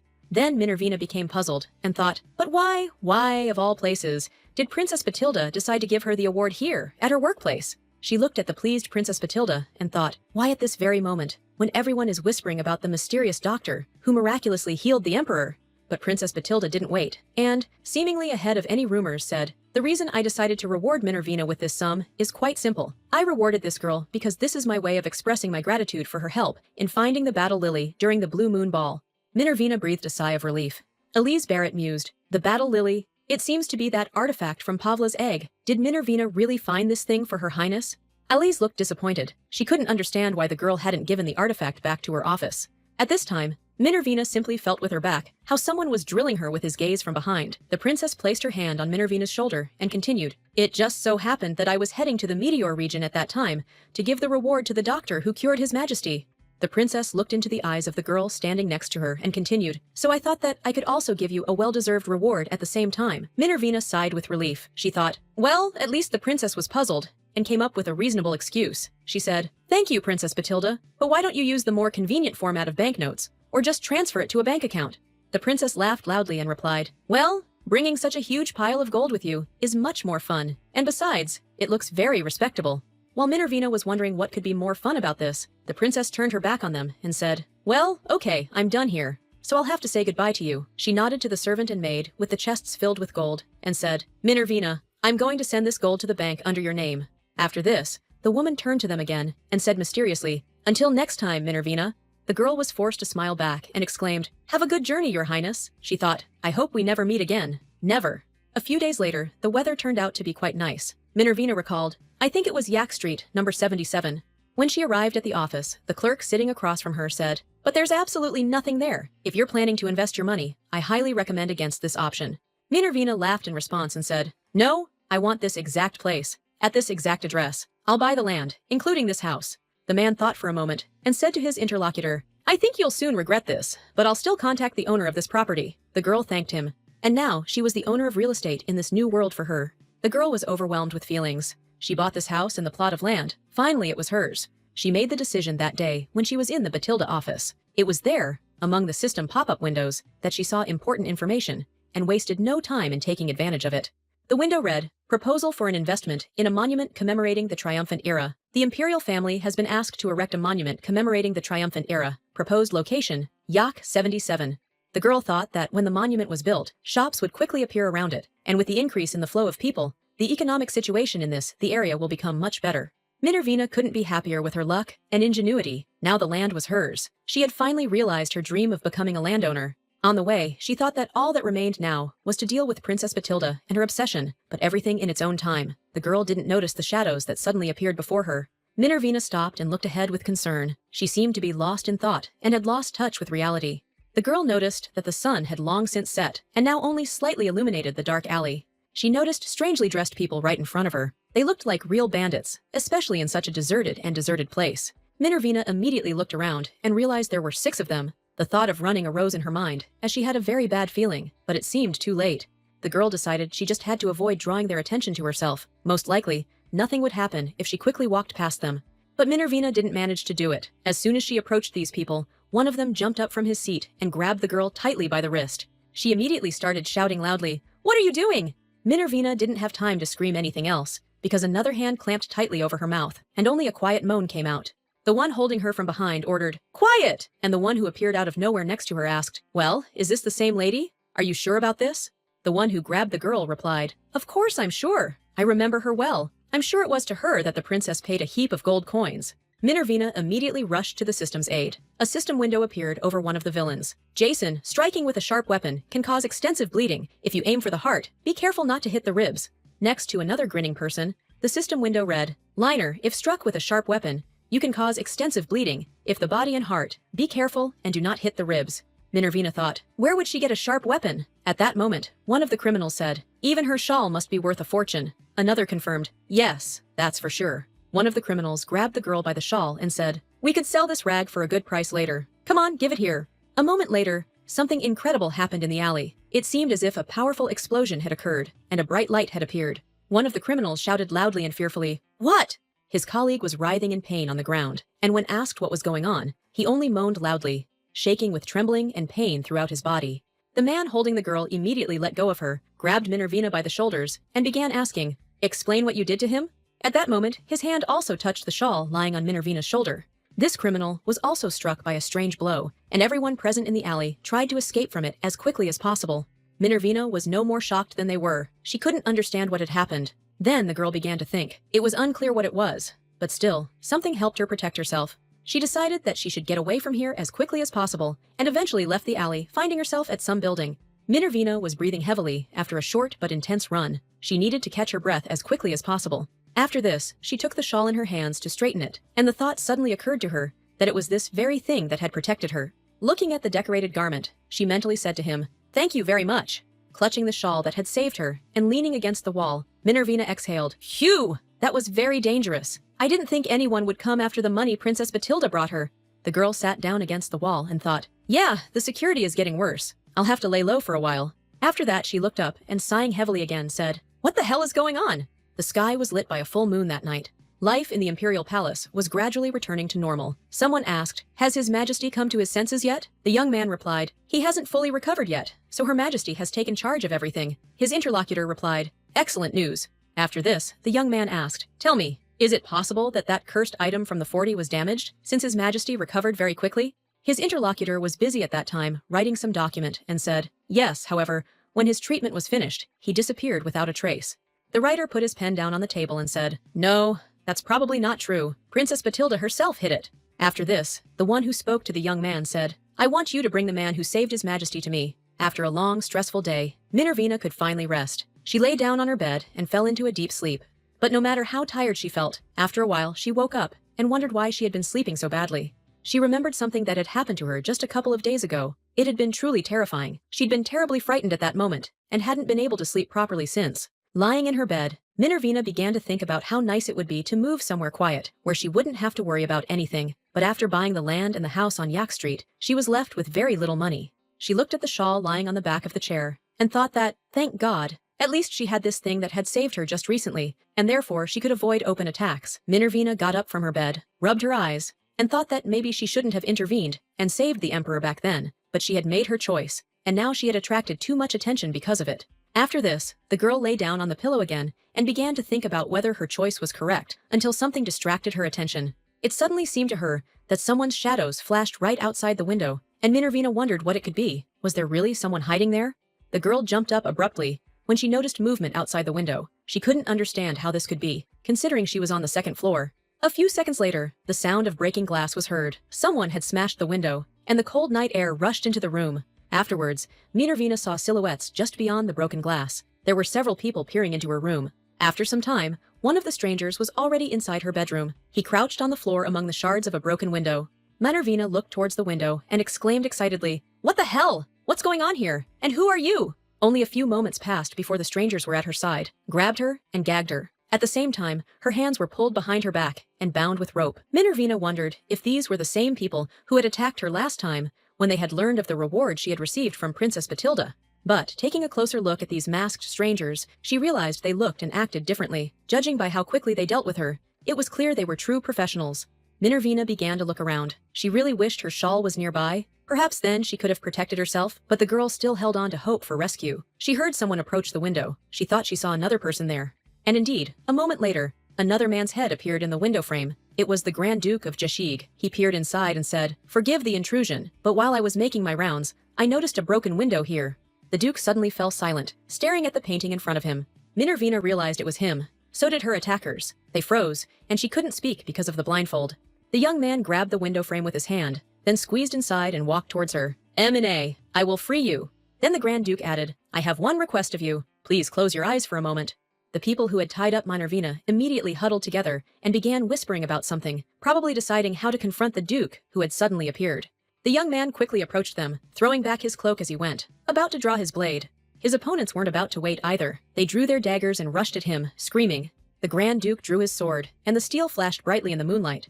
The young man acted quickly and skillfully. With just one swing of his sword, he was able to cut down several of his opponents, and their bloody bodies fell lifeless to the floor. His sword glittered in the moonlight as he continued to swing it, fatally striking his opponents. Just moments later, the bandits who had attacked the girl lay bloodied on the floor, their weapons lying next to them. The young man approached Minervina, who had closed her eyes, and quietly asked her, "Min, tell me, are you okay? Are you okay?" Duke Jashig took the girl by the chin, brought his face close to hers, and asked in an excited voice, "Please tell me, are you injured?"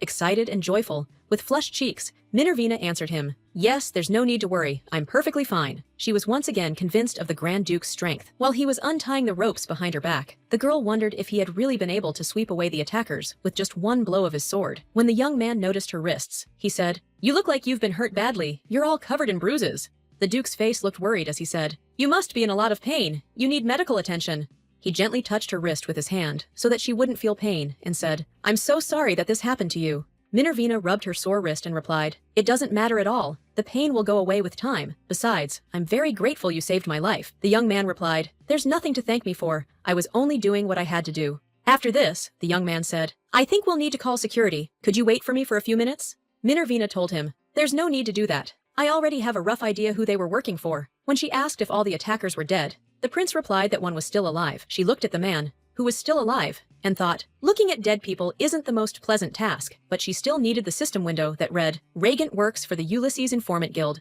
and was hired by a high-ranking official to kidnap you. Minervina paused. The system window that had appeared made the man seem like a character from a game. Surprisingly, it was easier to bear the experience than imagining him as a real person. So, the order had come from a high-ranking official. The girl realized this meant the request had passed through several people. She jumped up from her seat and declared, the fact that the client hired professionals means they weren't just simple gold hunters like last time. Most likely, those who poisoned the Emperor are now targeting me. Concerned by her words, the Grand Duke asked again, please explain to me what you mean by last time. Does this mean this isn't the first time you've been attacked? Minervina turned her head to him and replied, oh yes, but I was able to deal with those without any problems. The man asked, what do you mean? How did you manage that? The young man took the girl's hand and said, Mina, I think the situation is becoming increasingly dangerous for you. You're being threatened, and you could get seriously hurt. After that, delighted by his words, the girl exclaimed, yeah, I was just thinking about something like that recently. Maybe you know somewhere inexpensive and safe where I can go? After these words of hers, the Grand Duke of Jashig thought for a moment, scratched his chin, and then said, I think I have one in mind. The girl was delighted when he continued, Mina, you can live there for free, and as far as I know, this place is the best guarded in the capital. She asked loudly, and what kind of place is this? The young man smiled at the girl and said, this is the residence of the Duke of Jashig. Mina, you can stay with me for now, and you will be completely safe there. Minervina looked at him in shock, her cheeks turning pink, and she said nothing in response. At night, the Duke of Jashig's palace looked rather ominous. Perhaps it was the clouds hanging overhead.